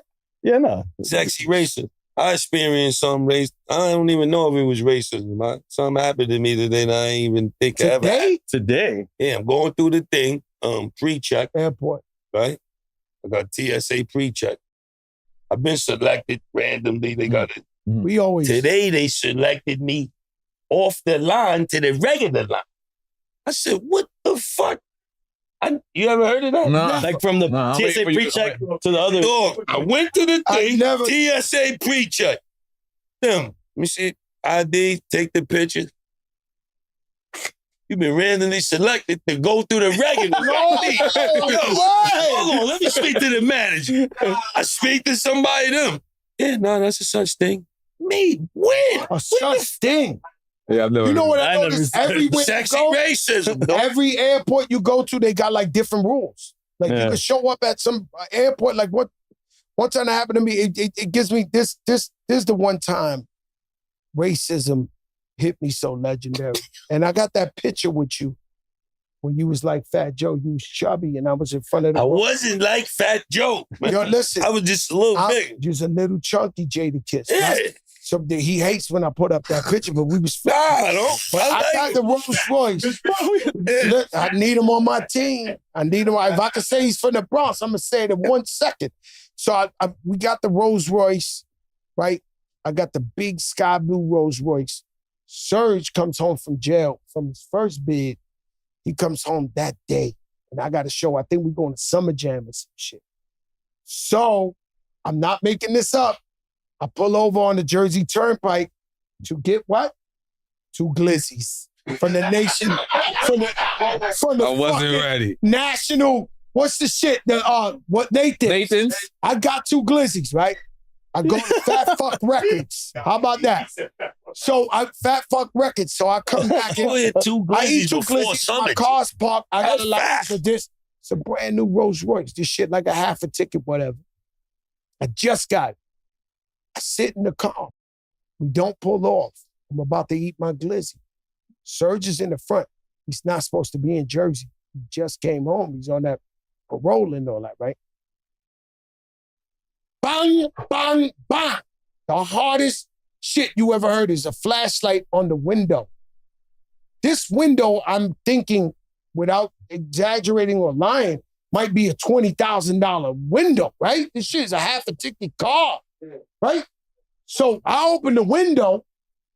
I'm not even driving. I'm not doing nothing wrong. I open the window. I'm like, yo, officer, what's up? Why you banging on my shit like that, right? And I really don't talk bad to the cops at all. Like I'm usually, I take it on the chin, keep it moving because I feel like we can't win, right? So I start talking to him slick. I forget Serge is in the car, right? So I'm like, yo, what's up with you? It's a car. It's $500,000 car. You hit the window. Yo, this, that, license, this. I got everything. What you talking about? He said, you think you smart, huh? I said, excuse me? Now, this guy was Gomer Powell. He had the boots up to his knee with the little hat, with the little small brim. He was Gomer Powell. So I'm sitting there like this, and I'm like, but I'm acting up. I'm young, got the Rolls Royce, going to do Summer Jam, Lean Back's #1, right? He goes, you see that? I said, what? He pushed the flashlight on. By the way, these rugs are fur. Yeah. The fuck? He goes, you see that rock? I said, what rock? It was a pebble there. Like, for when you walk, you pick up a pebble. He said, that rock. I said, it's a pebble. He said, you know what I see? Crack cocaine. And here in Jersey, we put it in the lab and it takes 3 days to come back. So you got to sit in jail for 3 days. I looked like this and I heard the song, Change Gon' Come. Oh, yes it is. Yo, I said, it was cool by the river. I'm looking at this shit. I said, yo, I see Malcolm X floating by. Yo. I said, yo, you know what? I said, you right, officer. I'm sorry for talking to you like that. No problem. Got on my way. These guys, they could change the whole forecast in 1 second. So, we just all got to deal with it. And the gem in that story is, I always tell you, don't argue with the cops. That's like a player arguing with the referee, like a ball player arguing with the referee. The call's made. He's the judge. You're not changing it unless you're doing it. There ain't none of this shit. Mike changed it. Mike made the referee switch the call before. That's why he's That's the GOAT. why that's a fact. Mike told him I ain't like that call. You didn't like it, Mike? And switched. Speaking of clickbait, we go on these sports shows and they try to say, that Mike ain't the GOAT, this, like that. That's the clickbait in they shit. Like they want you to respawn and Mike's the GOAT. Nobody close. In the LeBron store. wants out of LA. Yo, listen, EFN, I want to thank you for having all that money. Coming out of your luxurious cave. Because you don't come outside. He was making up to y'all because he missed last week. He missed 3 shows. So he's like, I'll bring history off rip. He stood us up 3 He times. missed one more.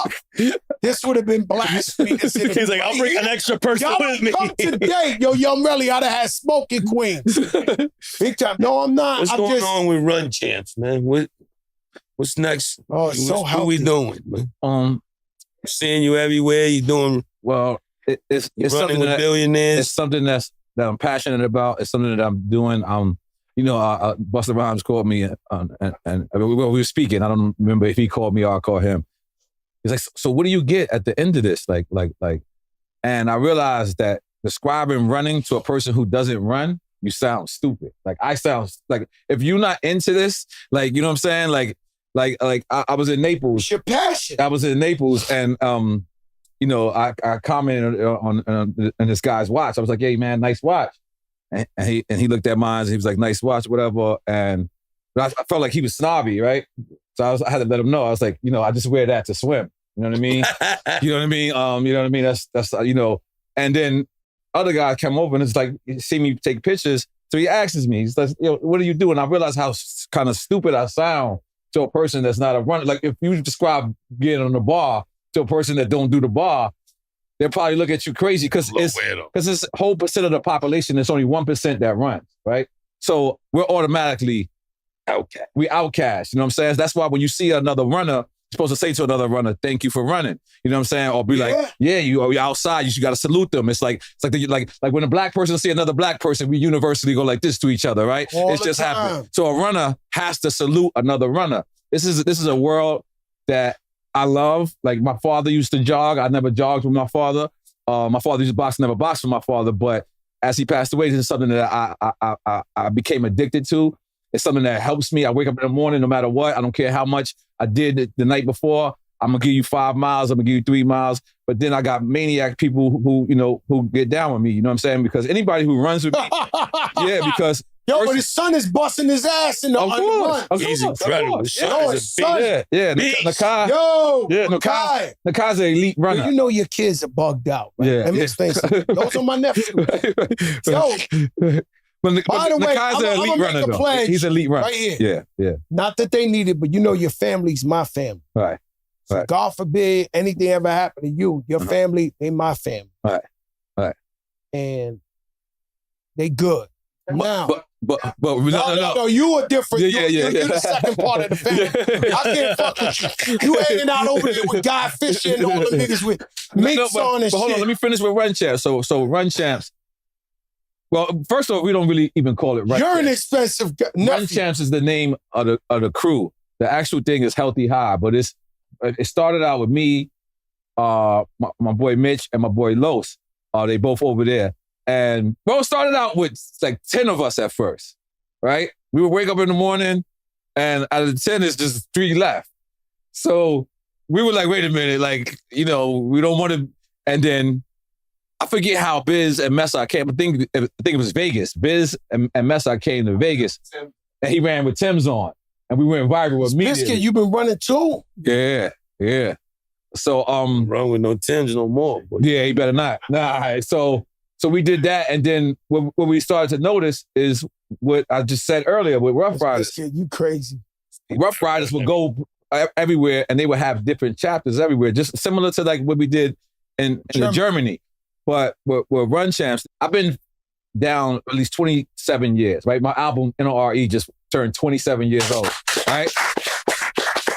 On the run eating. On the run eating, which is think about that. Yeah. So think about that, right? So out of all these 27 years career, this is the first time I have never been denied a permit. Like all this famous shit I've been doing, believe it or not, I can't film anywhere I want to because the Nori name was attached to something different. The Run Champs name is so clean.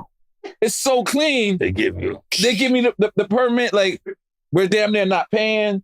And it's influential. Like it's one thing that, I used to make music and people used to come up to me and say, "Yo, I did a bid to your shit." That shit it's a compliment, but it's the worst compliment ever. Like I didn't even want you to do a crime and they'll claim me. They'll be like, "Man, that whole bid, man, I'm stabbing it up to the shit." It's like, hold on, buddy. No, the last one-on-one I had.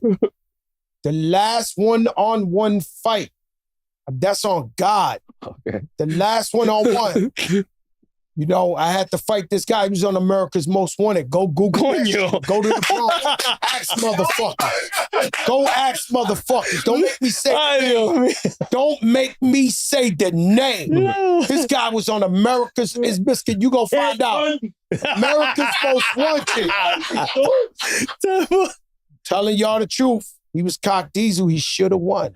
He ain't win. But let me explain something to you. I'm driving over there. Cool and Dre, yo, Miami is different. I'm in the studio with them. I don't tell them I'm going to fight. I'm in my car and I'm blasting, what? This is how I'm going to the fight. What? Ching Bing, you got to know the story. You know the story, Ching Bing.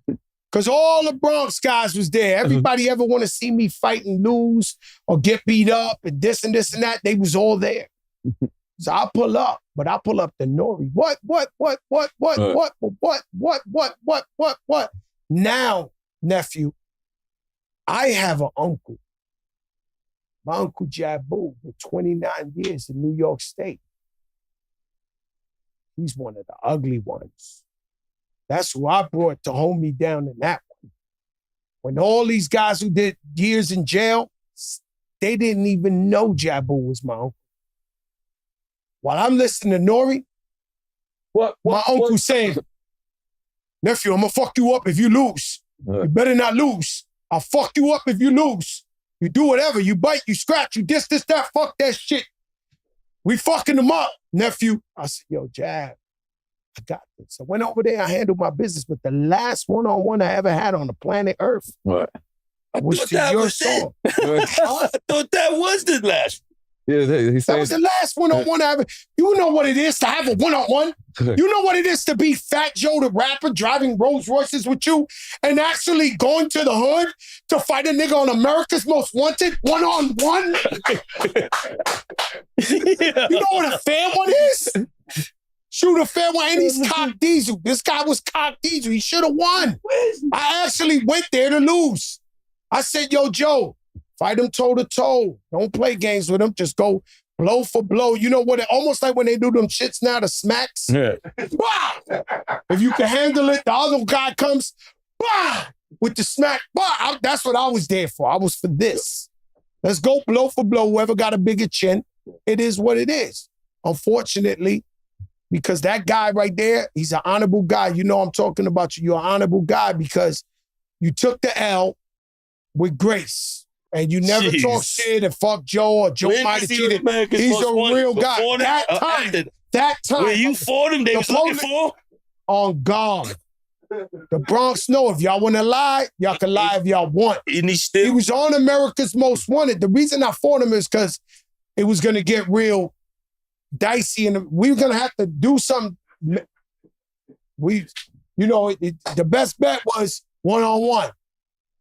The best bet is always one-on-one. I'm telling you the truth. It's like, all right, if you know your people going to go to jail, they're going to go to jail, it's going to get too crazy, this is all I'm out. It's like, he told me, I want to put hands on you. I was like, you're going to have a tough time doing that, beloved. And I'm Fat Joe. I'm like 480 pounds. You know what I'm saying? I'm different weight class. You know what I'm saying? Shout out to me with the skeleton on. You got Watch. We got Watch Stalkers. Watch Stalkers with Spiff TV. We're going to add Maya, my boy Mitch. Wow. We're going to get, we actually put in artists with jewelers or artists with like watch dealers.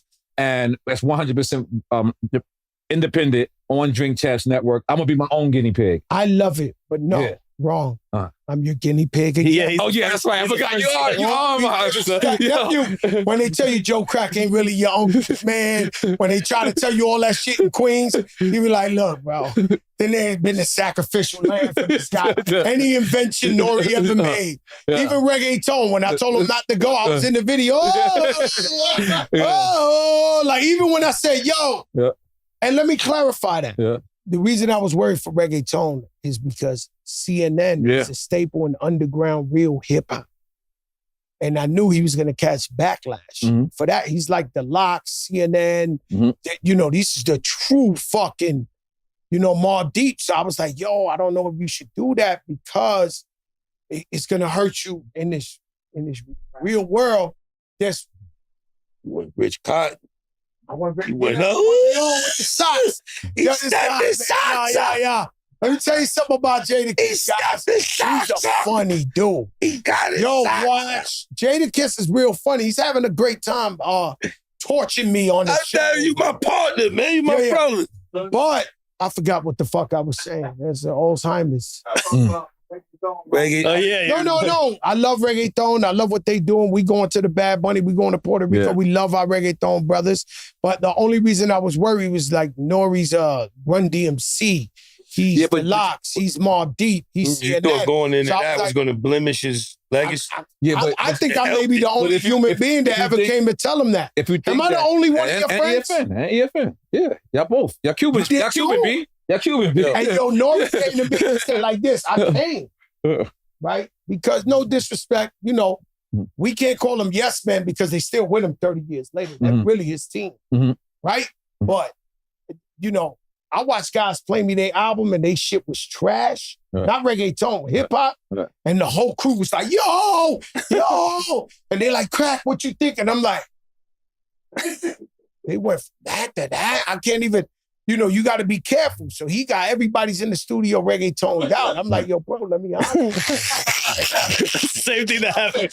Everybody's reggaetoned out. But what you got to realize, Let me finish. Okay, let me just say something. When you got to realize, when you're the first, you always kind of look stupid. When you're the first, you always we appreciate what you did. And then you have to actually, like, to tell you the truth. Like I met Bad Bunny with you. You at once a year you bring me to the Knicks game. You hold me down. And by the way, I really appreciate you because I'm a playoff type of guy. Like once it's in the playoffs, then I'm locked in. I'm the season. I'm not in like that. Mitch will have to tell me and you brought me to the most important game. Yeah, to the most important game. You know why? It ain't even about you.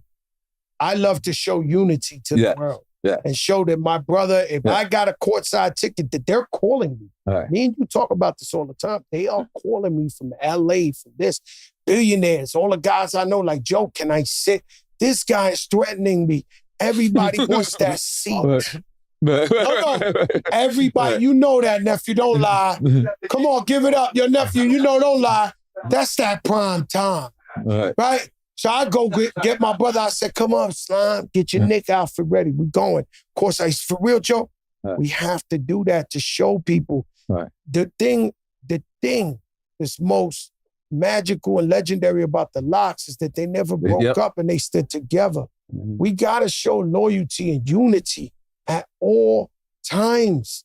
So that's what I love about that. What I was saying is, thank God you did that for reggaeton. No, but my thing is, so I want to tell the story real quick. So I go up there and say, Nori, please. Like, I come out my house. I come, we sit in the lobby. I go, Nori, man, you seeing that.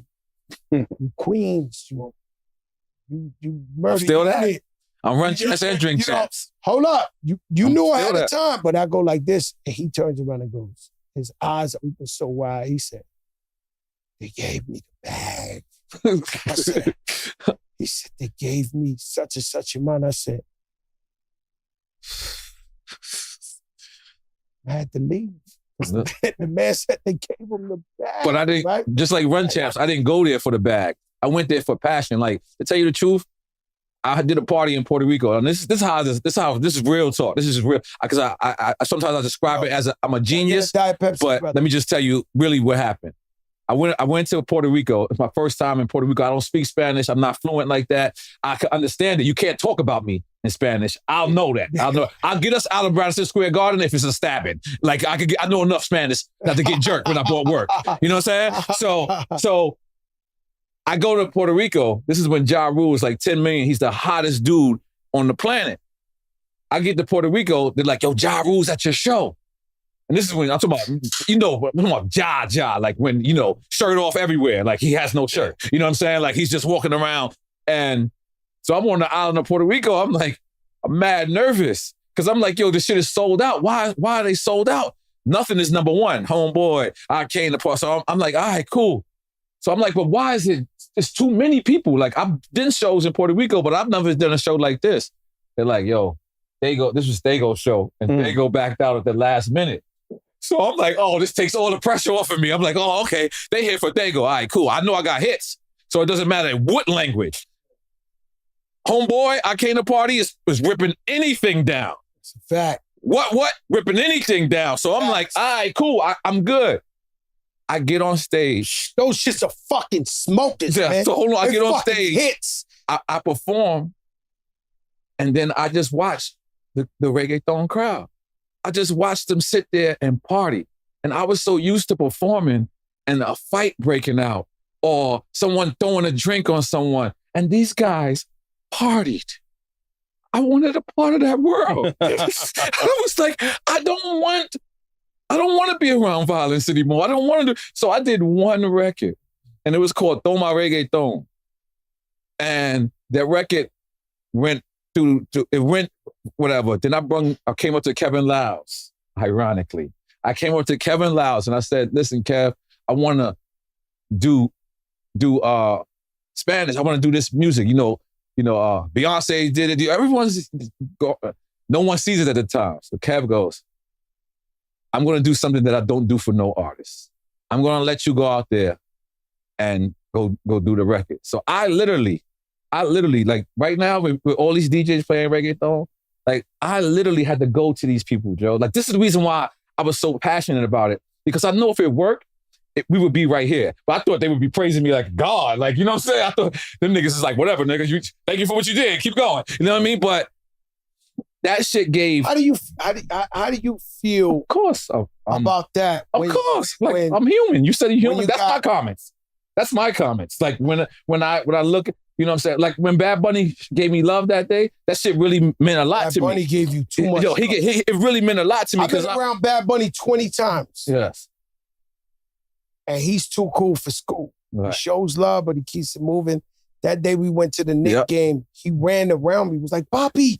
He wanted his... He showed me love. Like, so Bad Bunny, like... so much love. And it was crazy. Hey, I know this Shanks might get the first Bad Bunny interview. Y'all better reach out. Nah, I think LeBron got it. I think, that's dope. You know what I mean? But let me get back to what I'm saying. Like, I love when I turn on the radio and I hear reggaeton on, and don't get it twisted, because I don't want people to feel like I'm saying I invented reggaeton. I didn't.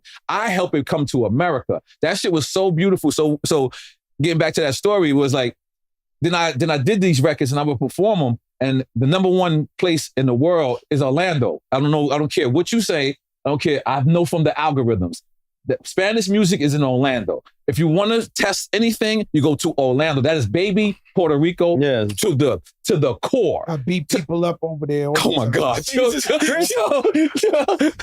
But so I got a story for you. Okay, so hold on. I'll tell you that story. Okay, hold on. No, listen. Oh my God. So now I can actually sit back and say, look what I helped do. Now I didn't help create it, but I helped it come to the masses. I helped introduce it to Americans. Like I would literally go to radio stations and give them records. Like, yo, do you understand how hard it was for me telling people as Capone Noriega, I got a hit record with a guy named Daddy Yankee? That name sounds so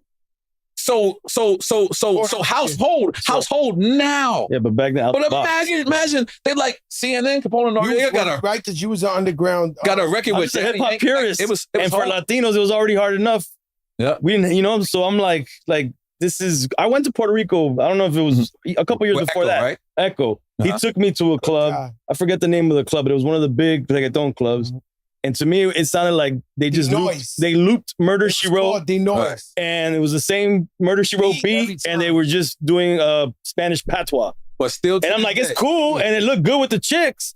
But and Echo told me that day, he said, this is going to be the biggest music in the world. It's going to take over America. I knew it. I didn't see it. I didn't see it. Like, I saw it, and it was just a party. It was just a party vibe. When they were partying, I felt like they're here for the music. Like that was the first time they're here for the music. So, and I'm gonna be honest with you, that's the first time I felt like I traded fans. Like, you know, like listen, Swap fans. Yeah, like me and Jada for lack of a better term, we kind of have the same audience. So when I'm getting on a Jada record or Jada's getting on my record, it's kind of the same people anyway. Mobb Deep and Capone and Noriega should have never done records together. We should have, and if we did records together, you know what we should have did? Girl records. I thought about that shit years later. I was like, yo, because we wasn't trading audiences. You know, the first time I felt like I traded audience? R. Kelly. When I got on R. Kelly's record, his audience followed me. And the second time I felt like I traded audiences was when I did reggaeton. I felt like that audience was old viejas coming up to me at the airport. Oye, mi canto. Like, you know what I'm saying? Like, that shit was like, so that gave me an experience that I could never take back. It was one of the most happiest times of my life.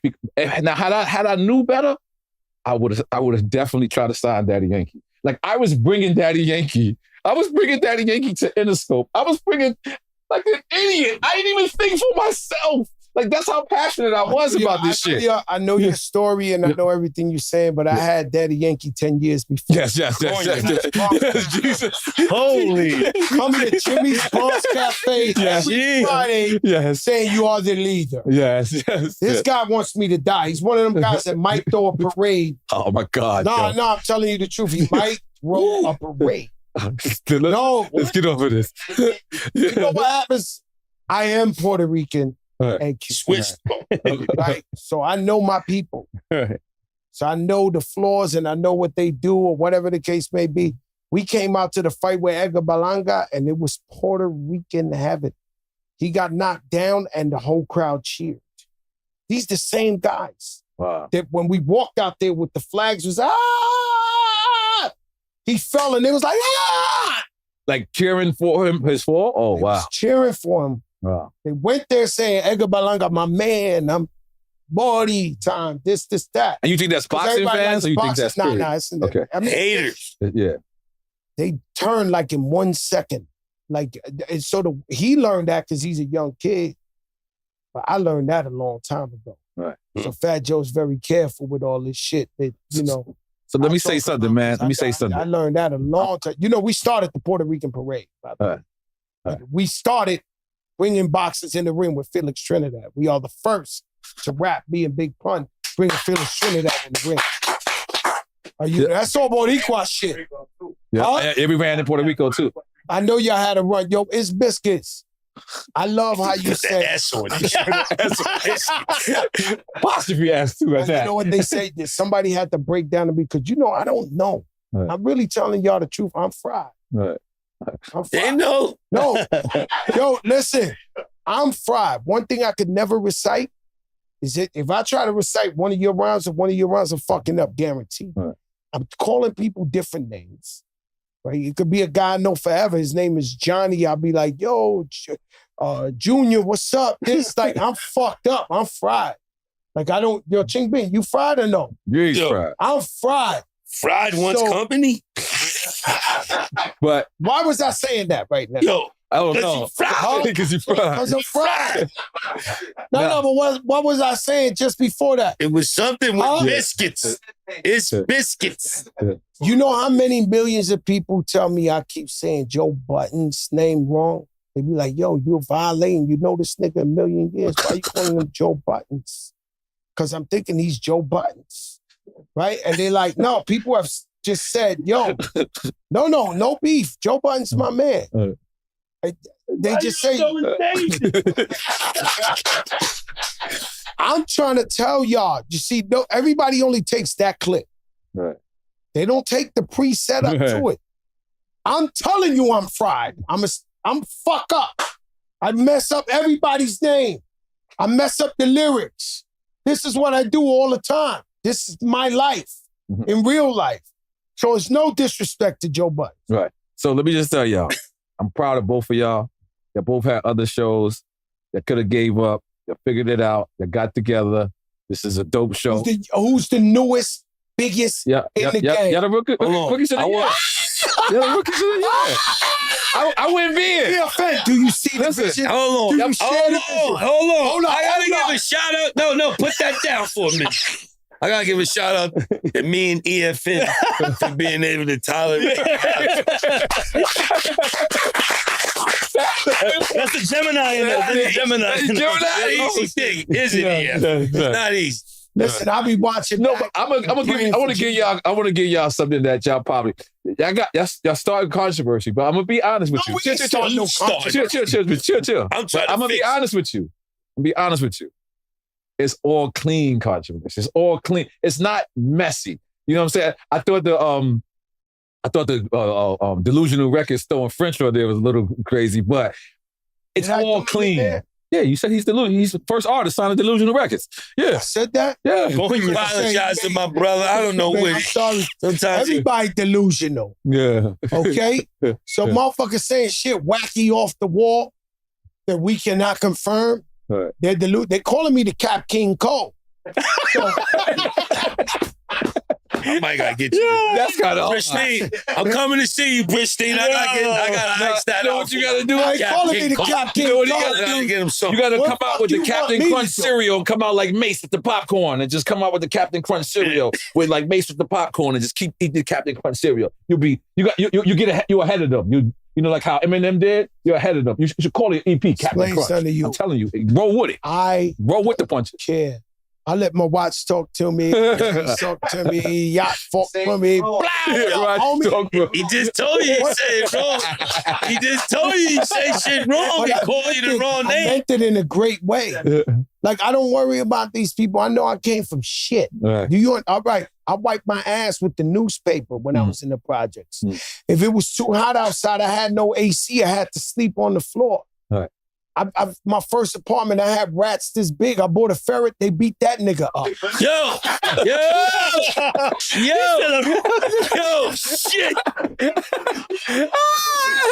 You guys For the cannot ferret, they beat talk that to nigga up. me about poor shit. I'm so sorry. I know about the gook, the stinky juice in the dumpster of the projects. You guys got me really fucked up. Because you've been seeing this for the last 20 years or something. Y'all got me sideways fucked up. You can't tell me nothing about no bum nigga shit. I know it all. And so when you trying to break down my confidence or try to this, that, you lose. You can't do it to me. There you go, it's biscuits. That's why I fuck with you. You know, he goes like this. So you know how in Dubai I go, hi, I am Malik Kashani. His shit is like, hey, you know me? Biggest blogger. Most of the time they say they don't know him, right? I don't know you. Wow. I'm his biscuits, the biggest blogger in the game. How do you, that's his shit. I love that at Biscuit. Yo, we want to thank our guests for coming through. Drink Champs, DJ EFN, my brother Nori. Make some noise, baby. Nori's still flexing. He got a big reservation at Nas Japanese fried chicken. Coconut. How you Michelin star. Coconut. I've been in there. Shout out to Nas and his partners. It's a nice experience. Everybody can't get in, so don't try. First off, it's healthy fried chicken. I don't know if I'm supposed to be promoting that. Fried chicken. Because it's I believe they air fry it and they do it without this oil. The oil, there's no seed oil. So it's like, so you got to give me the name of that because I love me some good fried chicken. Oh yeah, he needs the grease, and it comes with it's caviar. It's good. Yo, dog, they give caviar on chicken nuggets, caviar on fish. No, it's mad caviar, it's mad sauce. I'm not. Listen. I'm not cap. I'm not eating. Nas told me. He said, "Yo, when they invested in he paused. About you? He said he thought about me. Yeah. He said that's just you. Fried chicken and caviar." And I was like, he said that describes you. Like, you know, I'm hood, but I got a little elegance with me. You know what I'm saying? I know how to eat. You know what I'm saying? I know how to do the fork and the knife. You know what I mean? I'm not. Shout out to the rapper Nas doing big business things out there. Big entrepreneur, killing the game, and he moves in silence. So he's doing shit we don't even know he's doing. Fire. And he's getting to casino. Yep. Yeah, shout out to Jay-Z. Yeah, he's trying to do a casino Times Square. That's hard. He's putting up his own $200 million for that casino. Jesus. Guys. Wow. Jesus. It's a big, when you put up your own 200 and you already got the building in Times Square and this guy. Well, we in Rock Nation right now. We in Rock Nation right now. And let's end it with these niggas is Illuminati, y'all. Mike Brinkley. I was going so good. I swore Mike Brinkley was coming with 67 bottles of Ace of Spades. What's the deal with you and Ace of Spades? Because you got a Central Pay, Santo Domingo, this, that. Yeah, he got it. Are you got something? He got an Apple AirTag with Ace. They send it wherever he's at. Keep it quiet. No, no comment. You love Ace of Spades. Absolutely love Ace of Spades.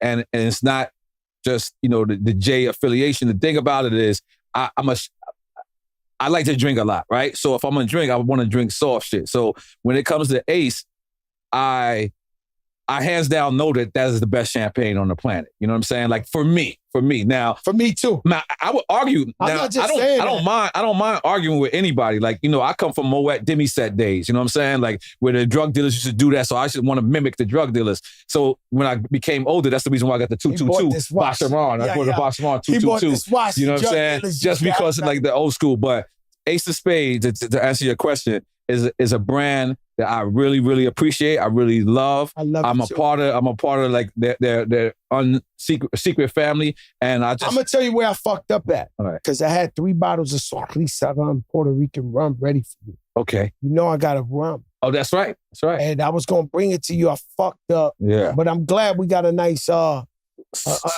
chair. Sober chair. Yeah. Shout out to Mr. Lee. Oh, yeah. Shout out to Booby Trap. Yo, I'll be there on Friday. You be there on Friday? Yeah. Oh, my God. But listen, let me tell you something. It's Yo, Booby Trap. Now, you want to see me? Yo, we got to go. He got a presentation. All good. Booby Trap is the devil's lair. I've never been nowhere where I just sat there. Right? This is a true story. I sat there. Keep it real. Yo, mama, I'm not violating it. I'm in Booby Trap. And everywhere I look, it's just insanity. If it's an Asian, it's I went there with Nori at the best time ever. Of course you at the best. When anybody come next to him, Nori like this. Look. I mean, yeah. Stay over there. Niggas doing the illest. Crazy. I paid him to stay right there. But like, nephew, you know how you have an epiphany? Mm-hmm. This one night I'm up in there, shout out to Money Matt. Money Matt threw money where the money was this. We literally was like swimming to get at. He threw so much money. It was out of control. And when I look up, probably the most beautiful women in the world of every shape, size, and color is all around. And I sat in the chair. I said, this is the fucking devil's nest. There's a fuck your life up this place. I'm saying it right here, right? So some girl walks by, and I'm like, and that's when Lito hit me. 4 in the morning, Lito hit me on the shoulder. He said, yo, they're not looking at This guy feels on my body. I swear to God. No, it's Lito. Yo, listen. I'm not gonna lie. It was like the voice of God. Yeah. So I'm like, I'm giving in. Like it's just too much shit going on. And the girl walked by and I look and he just goes, Lenaka eyes everywhere. You're right. I look at the floor. Shout out Booby Trap. We love you. Shout out Lito. Shout out Lito. Yeah.